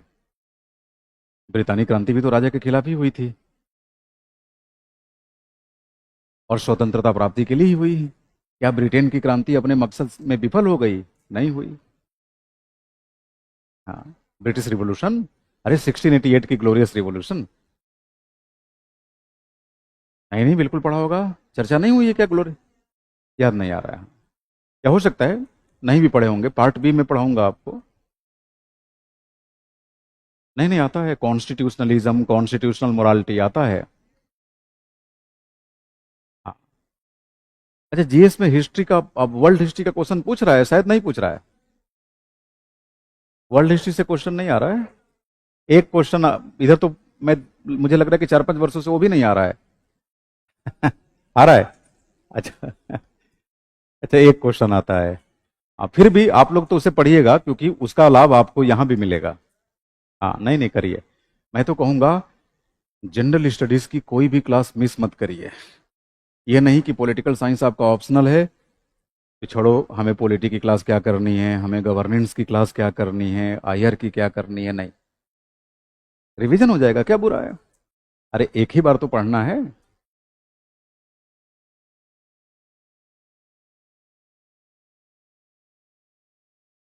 सौरभ कह रहे हैं मैंने डॉट डॉट डॉट डॉट में 2 क्लास ओरिएंटेशन लिया, डिक्टेट नहीं कराते हैं,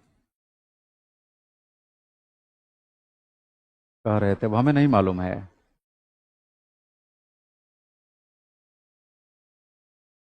अब दूसरे से क्या मतलब है? आपकी क्लास में तो डिक्टेशन दिया जाता है ना सौरभ, आपको असुविधा नहीं होनी चाहिए, है ना। कई बार ऑप्शनल में थोड़ा डिक्टेशन को लोग इसलिए भी अवॉइड करते हैं कि सिलेबस लंबा खींच जाता है ना।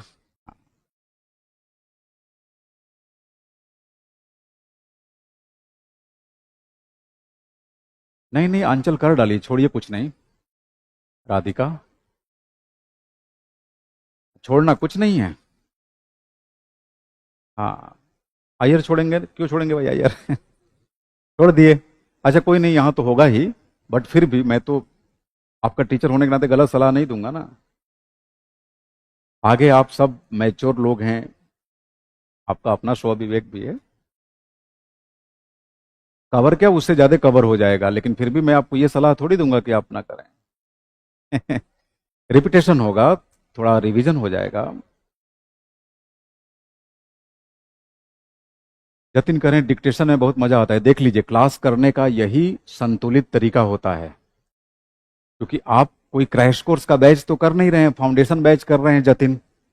फाउंडेशन बैच का मतलब ही होता है कि एक एक चीज आराम आराम से डिस्कस की जाए, स्टूडेंट्स के जो रेलिवेंट डाउट्स है, रेलिवेंट क्वेरीज है, उसको एड्रेस किया जाए। आपसे भी सवाल पूछा जाए कि आप बताएं, आपने समझ लिया, उत्तर बताएं, क्या समझे हैं।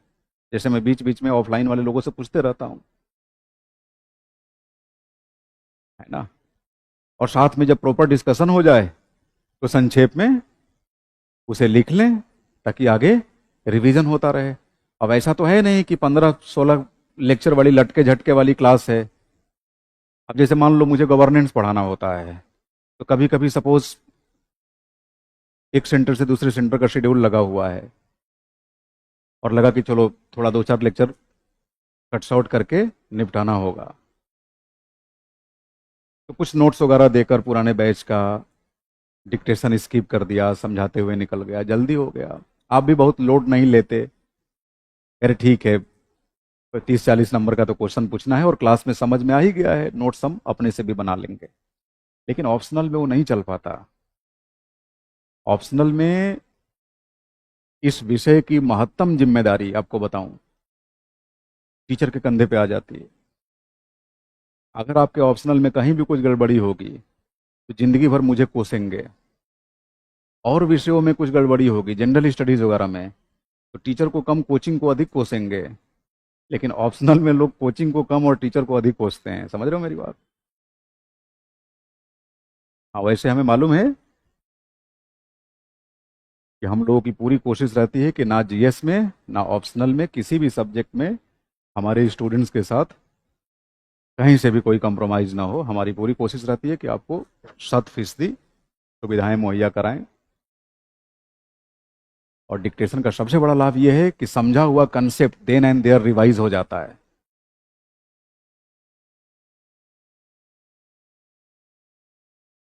तो आपको मैं सर्वाधिकारवाद क्या की विशेषताएं बता रहा था। अब देखिए, हन्ना एरे कहती हैं, हन्ना एरे बताती हैं कि सर्वाधिकारवादी शासन प्रणाली, क्योंकि आम जनता को जनपुंज बनाकर रखना चाहती है, ये जो पूरी शासन प्रणाली होती है, इसको हम प्याज के माध्यम से, अनियन, प्याज के अंदर कई सारी परत होती है। हन्ना एरे ने प्याज का उदाहरण दिया है कि भाई प्याज में कई सारी परतें होती हैं, कई सारे छिलके होते हैं। सर्वाधिकारवादी शासन प्रणाली ऐसी होती है, शासन प्रणाली के केंद्र में सत्ताधारी होगा, यानी हुक्मरान होगा, और फिर और लोग का मतलब उसके जो चेले चापड़ हैं, हाँ, मंत्री संतरी ये सब। और कहती हैं कि केंद्र में नेता होगा और सबसे बाहरी परत पे सबसे कम दीवाने होंगे, लेकिन होंगे सारे दीवाने ही। दीवाने का मतलब यहां हुआ फनाटिक, हाँ, कि 2 बार उनके कान के नीचे, जहां आपने भारत माता की जय बोली छत से कूद जाएंगे, जैसे दुनिया भर की एनर्जी आ गई। तो इस तरह की चीजें होती हैं। तो हन्ना एरे बताती हैं कि जो सर्वाधिकारवादी शासन प्रणाली होती है उसमें केंद्र में शासक होगा, केंद्र में नेता होगा, और पेरिफेरी में, मतलब परत दर परत दीवानों की फेहरिस्त लगी होगी। सबसे बाहरी परत पे सबसे कम पगलेट, उसके बाद थोड़ा उससे अधिक पगलेट, पगलेट समझ रहे हैं, फनाटिक, उसके बाद थोड़ा अधिक पागलपन वाला, और जो नेता है केंद्र में है उसके ऊपर सबसे अधिक पागलपन सवार होगी। ऐसे ही समाज को उन्होंने क्या बोला है? जनपुंज समाज, एक ऐसा समाज जिसे तार्किकता से दूर दूर तक कोई लेना देना नहीं है। सौरभ, साहित्य करें सर, प्रत्येक दिन एक क्वेश्चन दीजिए। हाँ, ये बात तो हमने एक दिन ट्राई भी किया था, 1 या 2 दिन, बट उसके बाद कुछ ऐसा हुआ कि टॉपिक पूरा होते होते समय निकल जा रहा था, इसलिए मैं दे नहीं पा रहा था। हाँ, तो एक बार आप याद दिला दीजिएगा आज भी, अभी तो टाइम है हमारे पास। बस ये लास्ट फेसेट आपको डिक्टेट कराऊंगा, उसके बाद एक क्वेश्चन कर लेंगे प्रैक्टिस आज। हाँ, ये तो उचित डिमांड है और हम खुद भी चाह रहे थे।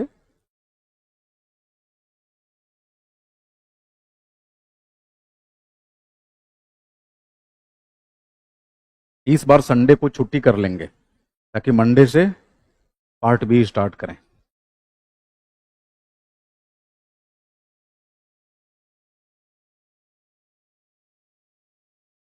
दशहरा की छुट्टी तो अब हमें लगता है कि दशहरा तो 2 अक्टूबर को है ना, 2 अक्टूबर को संडे है,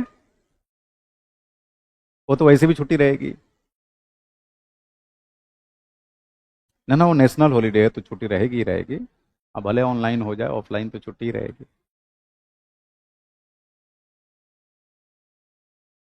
राजन, छुट्टी मिल जाएगी रिया, चिंता ना करें। अक्टूबर महीना तो इस बार छुट्टियों का ही महीना बन रखा है।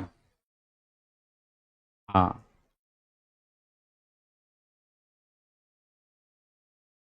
अब अक्टूबर में संभव है, अब देखते हैं, क्योंकि मुझे भी निकलना था अक्टूबर में, और हम निकले तो जाहिर सी बात है छठ के बाद ही लौटेंगे, तो 10-12 दिन की छुट्टी तो हो ही जाएगी। हाँ, क्योंकि साल में मेरी कोशिश होती है कि एक बार इस अवसर पे तो निकल ही जाएं। हाँ, बट लास्ट मोमेंट तक 50-50 बना रहता है कि जा पाएंगे कि नहीं जा पाएंगे। अब ये नहीं बताएंगे। रिया करें कि खान सर तो छुट्टी दे दी है सर, तो दशहरा की छुट्टी अभी से हो गई पटना सेंटर पे ना? झूठ बोल रही हो। अच्छा, पवन कह रहे हैं कि क्वालिफाइंग पेपर की स्ट्रेटजी बता दीजिए संडे को। संडे को क्या, क्लास के दौरान ही किसी दिन बता देंगे, ऐसा क्या है? अगर मान लो कोई टॉपिक समाप्त हो गया और आधा घंटा 45 मिनट समय रह गया, नए टॉपिक शुरू ना करेंगे, आप बोल दीजिएगा, थोड़ा सा ब्रीफ कर दूंगा। बस हम ये चाह रहे हैं कि आप अपनी तरफ से कम इतनी कोशिश करिए कि प्री ना रुके। अगर प्रीलिम नहीं रुका तो मेंस में आप अच्छा करेंगे, लिख के रखिएगा, कोई रोक नहीं पाएगा।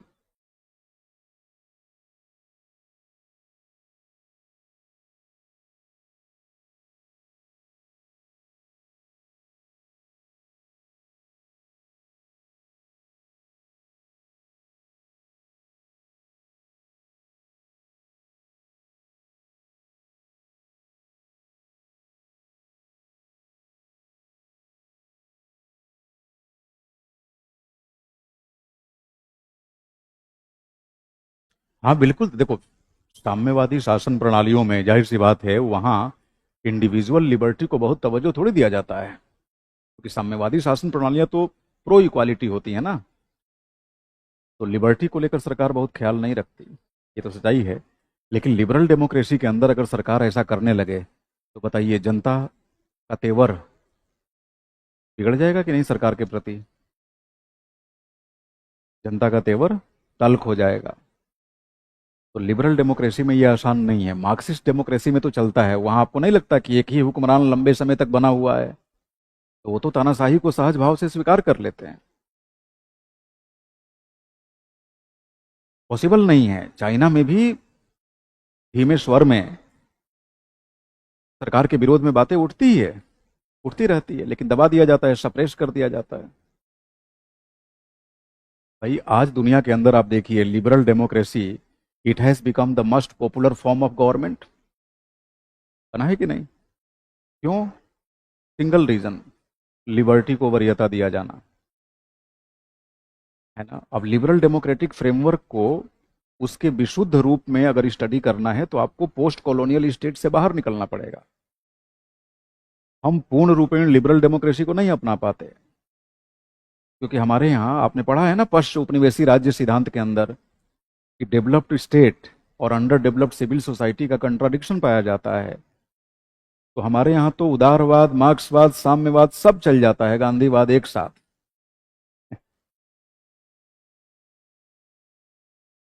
जनपुंज का मतलब होता है, नेहा सीधी भाषा में कहूं तो भक्त।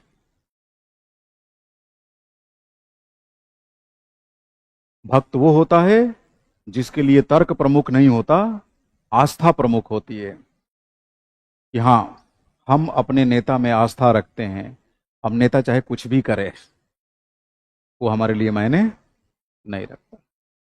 इसका मतलब कि हमने अपने तर्क के दरवाजे पर बड़ा सा ताला लगा दिया है। तो फिर हम क्या हुए? जनपुंज के हिस्से हुए। जनपूज्य नहीं नेहा, जनपुंज।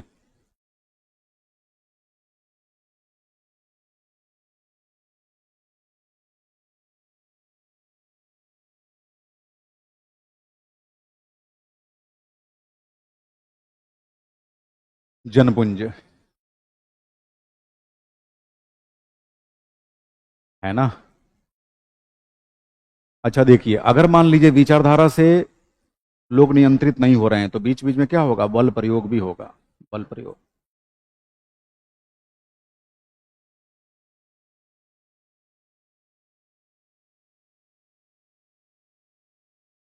अब ये मैं नहीं कहूंगा शिवेंद्र की भारत की बड़ी आबादी कैसी है, छोटी आबादी कैसी है। जनपुंज का मतलब समझ गए ना?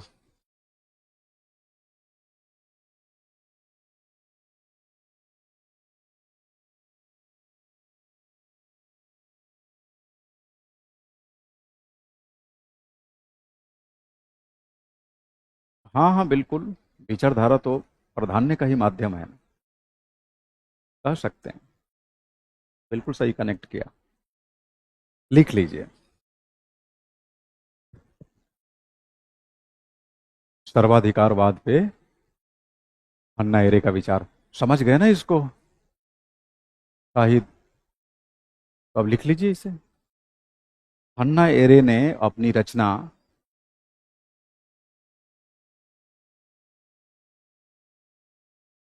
अन्ना एरे ने अपनी रचना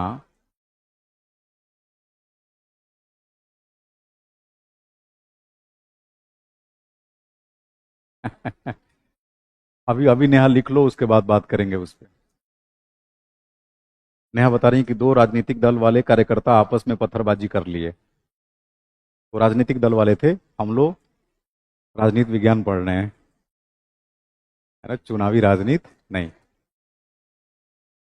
अन्ना एरे ने अपनी रचना द ओरिजिन ऑफ टोटालिटेरियनिज्म के हवाले से द ओरिजिन ऑफ टोटालिटेरियनिज्म के हवाले से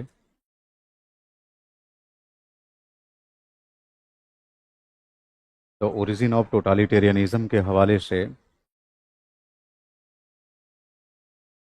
सर्वाधिकारवादी राजनीतिक व्यवस्था का वर्णन प्रस्तुत किया है। सर्वाधिकारवादी शासन प्रणाली का वर्णन प्रस्तुत किया है।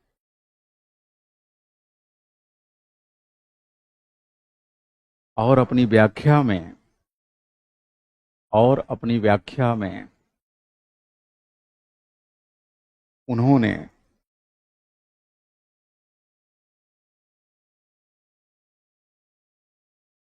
जर्मनी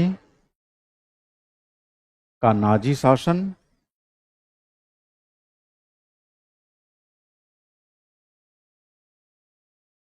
इटली का फांसी शासन,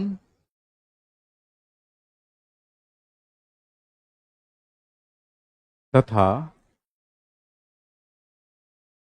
रूस के साम्यवादी शासन का हवाला दिया है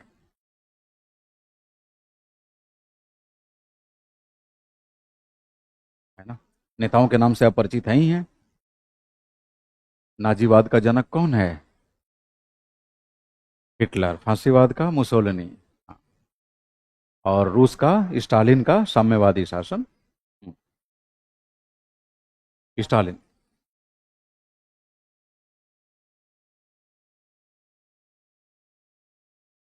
वो जार जरीना अलग कंसेप्ट है।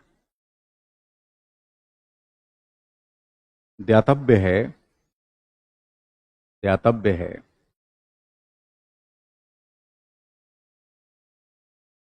सर्वाधिकारवादी व्यवस्था से तात्पर्य एक ऐसी व्यवस्था से है, सर्वाधिकारवादी व्यवस्था से तात्पर्य एक ऐसी व्यवस्था से है जिसमें जिसमें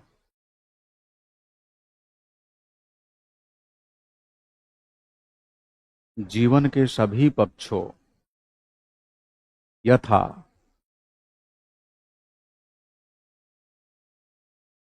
जिसमें जीवन के सभी पक्षों यथा सामाजिक, आर्थिक, सांस्कृतिक, राजनैतिक इत्यादि पर राज्य अथवा सरकार का नियंत्रण होता है।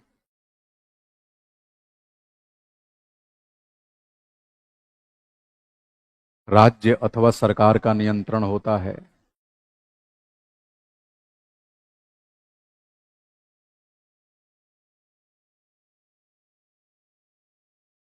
हन्ना एरे के अनुसार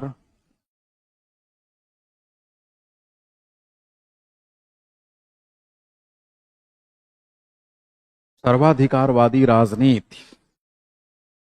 सर्वाधिकारवादी राजनीति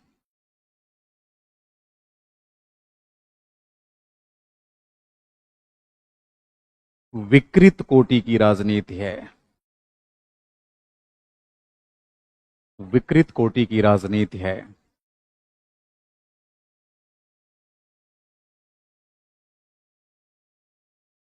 जहां सत्ता संरचना जहां सत्ता संरचना पूर्णतः केंद्रीकृत होती है। जहां सत्ता संरचना पूर्णतः केंद्रीयकृत होती है।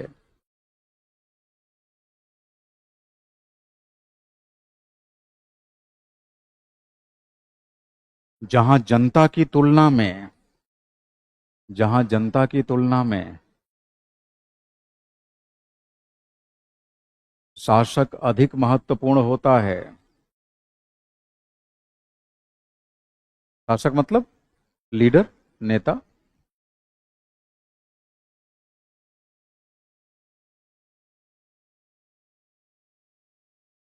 हन्ना एरे सर्वाधिकारवादी शासन की तुलना अन्ना एरे सर्वाधिकारवादी शासन की तुलना प्याज की संरचना से की है।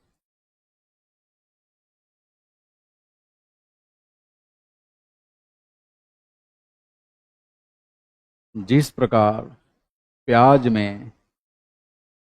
में छिलकों की कई परत होती है,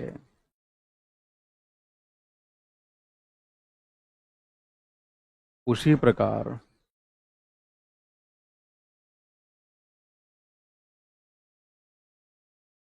सर्वाधिकारवादी समाज में भी उसी प्रकार सर्वाधिकारवादी समाज में भी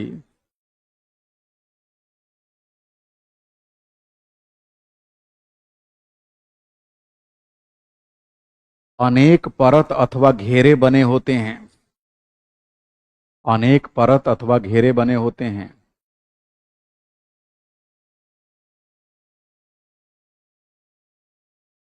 अनेक परत अथवा घेरे बने होते हैं, जिसके केंद्र में नेता होता है,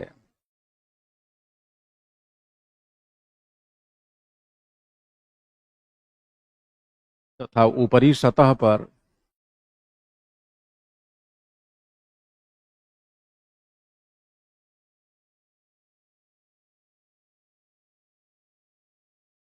सबसे कम दीवाने लोग और अंदर की सतहों में अधिक दीवाने लोग होते हैं।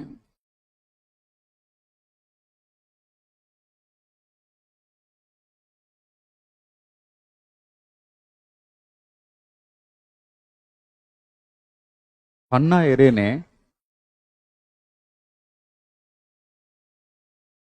प्याज की संरचना से सर्वाधिकारवाद की तुलना करते हुए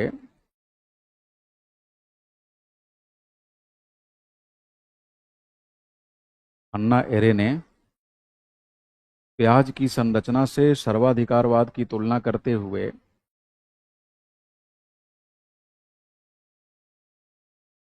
नेतृत्व सिद्धांत पर अपनी राय प्रकट की है। नेतृत्व सिद्धांत पर अपनी राय प्रकट की है।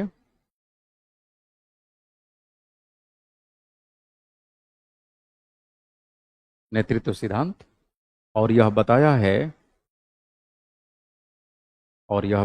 है कि सर्वाधिकारवादी शासन व्यवस्था में नेता अधिक महत्वपूर्ण होता है, या नेता सबसे महत्वपूर्ण होता है। सर्वाधिकारवादी शासन व्यवस्था में नेता सबसे अधिक महत्वपूर्ण होता है, और वही सारे कार्यों के लिए जिम्मेदार होता है। संगठन के अन्य सदस्य संगठन के अन्य सदस्य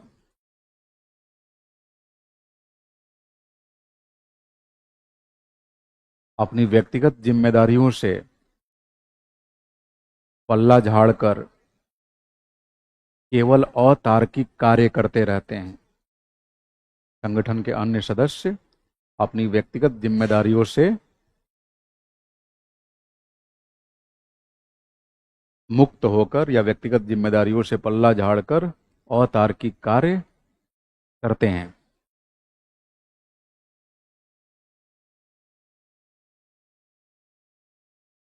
हन्ना एरे का यह मानना है कि स्वस्थ व तार्किक समाजों में सर्वाधिकारवाद का उदय नहीं हो सकता। हन्ना एरे का यह मानना है कि स्वस्थ तथा तार्किक समाजों में सर्वाधिकारवाद का उदय नहीं हो सकता।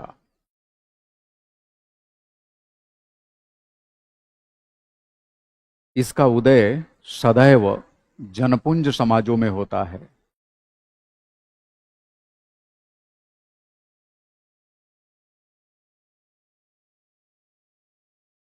जनपुंज समाज एक ऐसा समाज है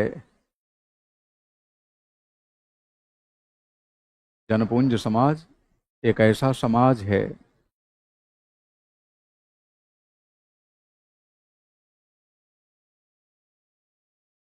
जिसमें व्यक्तियों के आपसी संबंध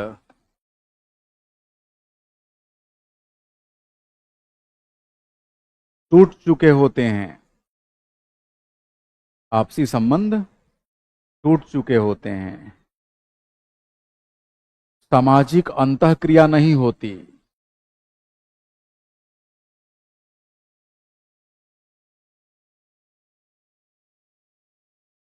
मनुष्य हमेशा एक भीड़ के रूप में होता है।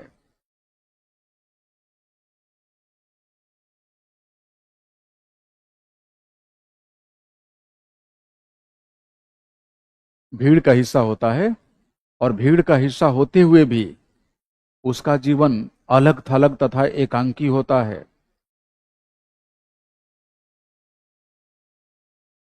भीड़ का हिस्सा होते हुए भी उसका जीवन अलग थलग, एकांकी, नैराश्यपूर्ण, हताशा से ग्रस्त होता है।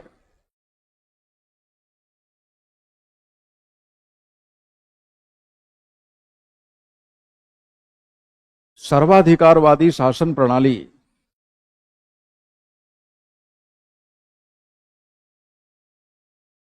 हर संभव प्रयासों के माध्यम से, सर्वाधिकारवादी शासन प्रणाली हर संभव प्रयासों के माध्यम से स्वस्थ समाज को जनपुंज समाज में बदलने की कोशिश करती है।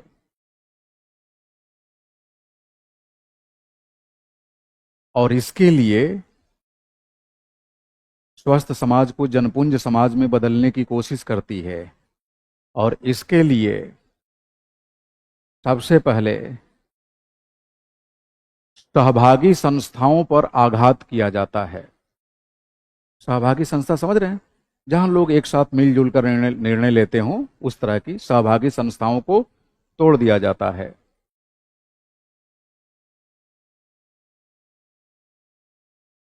जैसे देखिए, रूस में लेनिन ने जिन सोवियतों का निर्माण किया था, स्टालिन ने भंग कर दिया कि नहीं?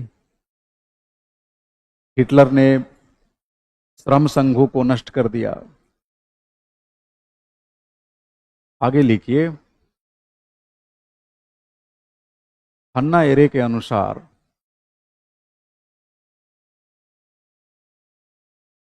सर्वाधिकारवादी शासन के मूल आधार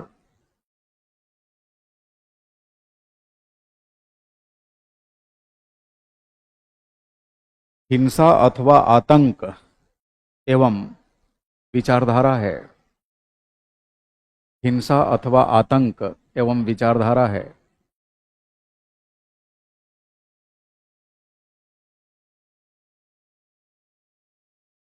सर्वाधिकारवादी शासन व्यवस्था, सर्वाधिकारवादी शासन व्यवस्था व्यक्तियों को आतंकित करती है। आतंकित करना मतलब डराती है। सहभागी संस्थाओं को विनष्ट कर देती है।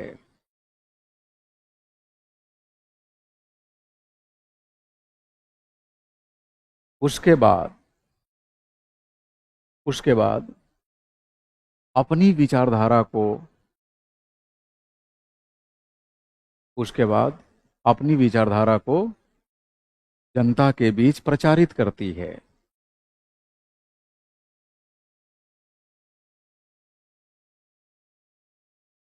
अगर हम ग्रामशी के शब्दों में बात करें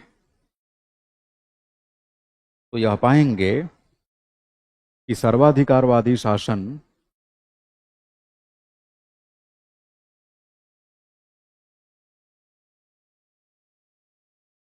विचारधारा के प्रसार हेतु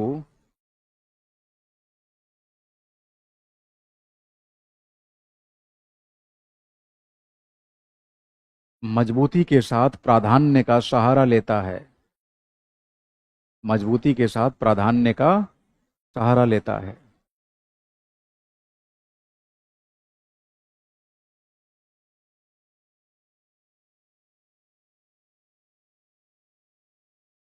सर्वाधिकारवादी शासन व्यवस्था लोगों के बीच यह दावा करती है लोगों के बीच यह दावा करती है कि विचारधारा के माध्यम से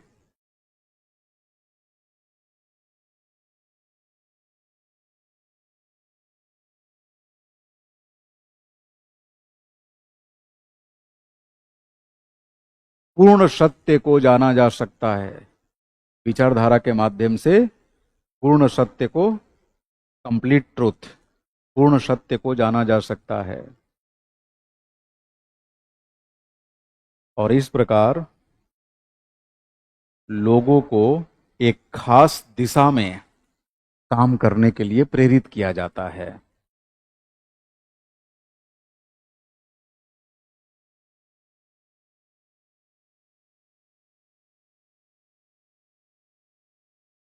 विचारधारा विचारधारा व्यक्तियों को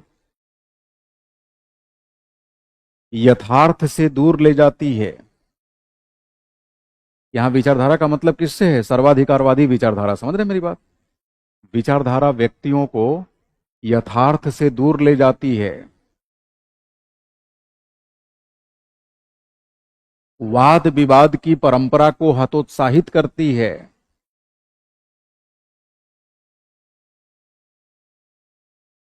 वाद विवाद की परंपरा को हतोत्साहित करती है।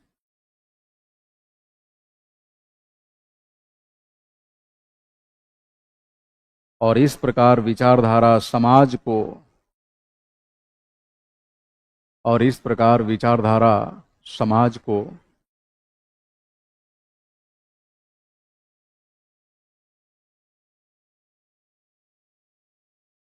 जनपुंज समाज में बदल देती है।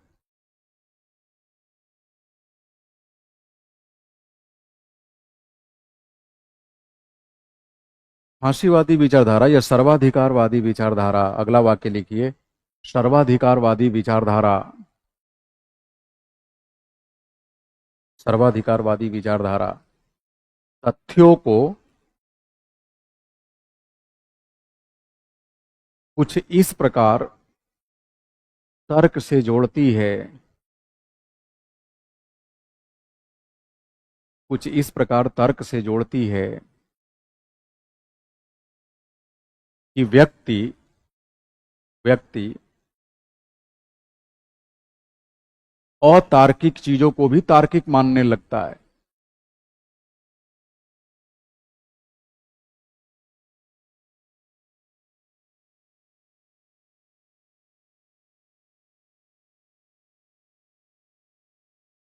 यानी विचारधारा के माध्यम से अतार्किक चीजों को तार्किक सिद्ध किया जाता है।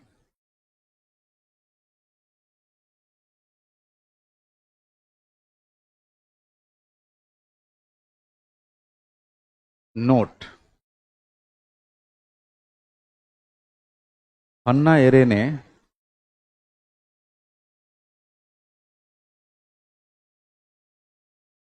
सर्वाधिकारवाद की व्याख्या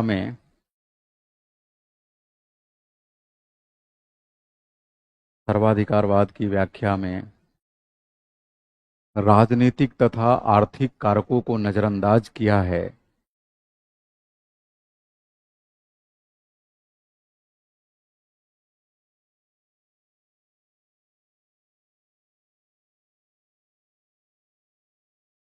फिर भी इन्होंने सर्वाधिकारवाद के उदय की फिर भी इन्होंने सर्वाधिकारवाद के उदय की जो मनोवैज्ञानिक व सामाजिक व्याख्या प्रस्तुत की है वह मौलिक है। मनोवैज्ञानिक और सामाजिक व्याख्या प्रस्तुत की है वह मौलिक है। साथ ही साथ सर्वाधिकारवाद की उत्पत्ति से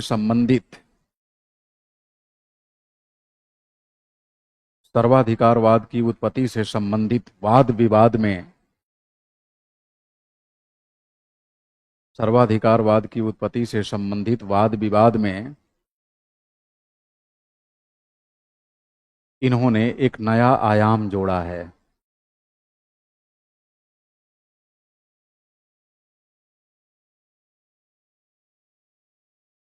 सर्वाधिकारवाद की उत्पत्ति से संबंधित तर्क वितर्क में, वाद विवाद में इन्होंने एक नया आयाम जोड़ा है।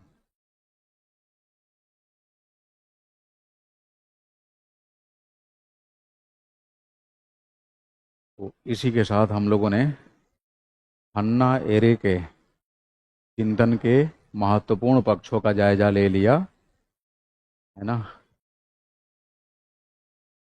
हमने इनके चिंतन के अंदर इनके द्वारा प्रस्तुत नागरिक गणतंत्रवाद का विचार पढ़ा, क्रांति के संबंध में हन्ना एरे का विचार, और साथ में सर्वाधिकारवाद पर हन्ना एरे की व्याख्या पढ़ी। अब एक चिंतक रह गया है, जॉन स्टुअर्ट मिल, जेएस मिल।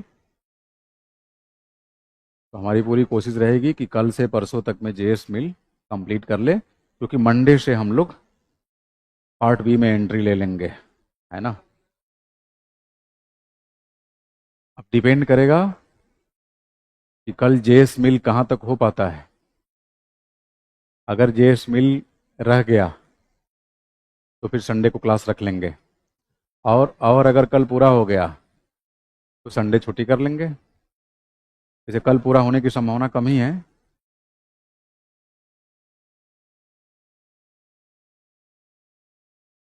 चार पांच फैसेट, जैसे एक तो मान लीजिए मिल का हिज आइडिया ऑन लिबर्टी पढ़ेंगे ही पढ़ेंगे। ऑन लिबर्टी एक उनकी पुस्तक ही है। फिर उन्होंने पेंथमवाद में जो संशोधन किया है, यूटिलिटेरियनिज्म में, उपयोगितावाद में, उसकी बात करेंगे। हाँ, तो फिर भी मिल के द्वारा जो अमेंडमेंट किया गया वो तो पढ़ेंगे ना। फिर आप आ जाइए फेमिनिज्म पे, नारीवाद पे जो उनका विचार है, डेमोक्रेसी पे मिल का विचार। ये चार पांच फैसेट तो बहुत महत्वपूर्ण हो जाता है। हाँ, तो क्वेश्चन लिख लीजिए और घर से लिख के लाइएगा, है ना। इसी टॉपिक से दे दूं कि पिछले टॉपिक से? हाँ, एक क्वेश्चन, दो नहीं।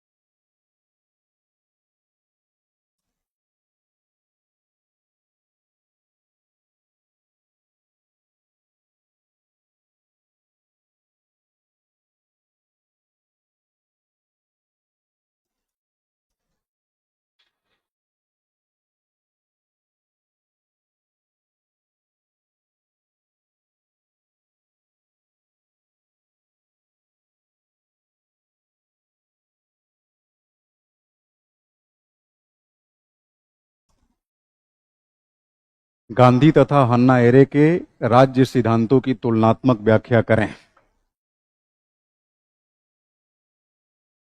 300 शब्दों में लिखेंगे आप। 20 मार्क्स इसका वेटेज है, और इसके लिए 12 मिनट से अधिक समय नहीं देंगे।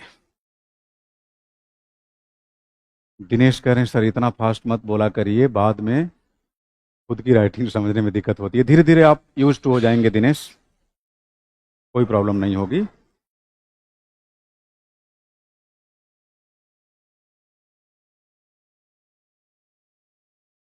हाँ, तो बीच में मुझे लगता है कि आपकी कुछ क्लासेस मिस भी रही इधर। आदत छूट गई है।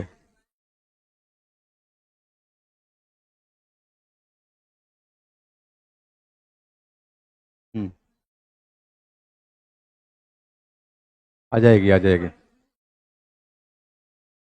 ठीक है। नेहा, इसको लिखिएगा।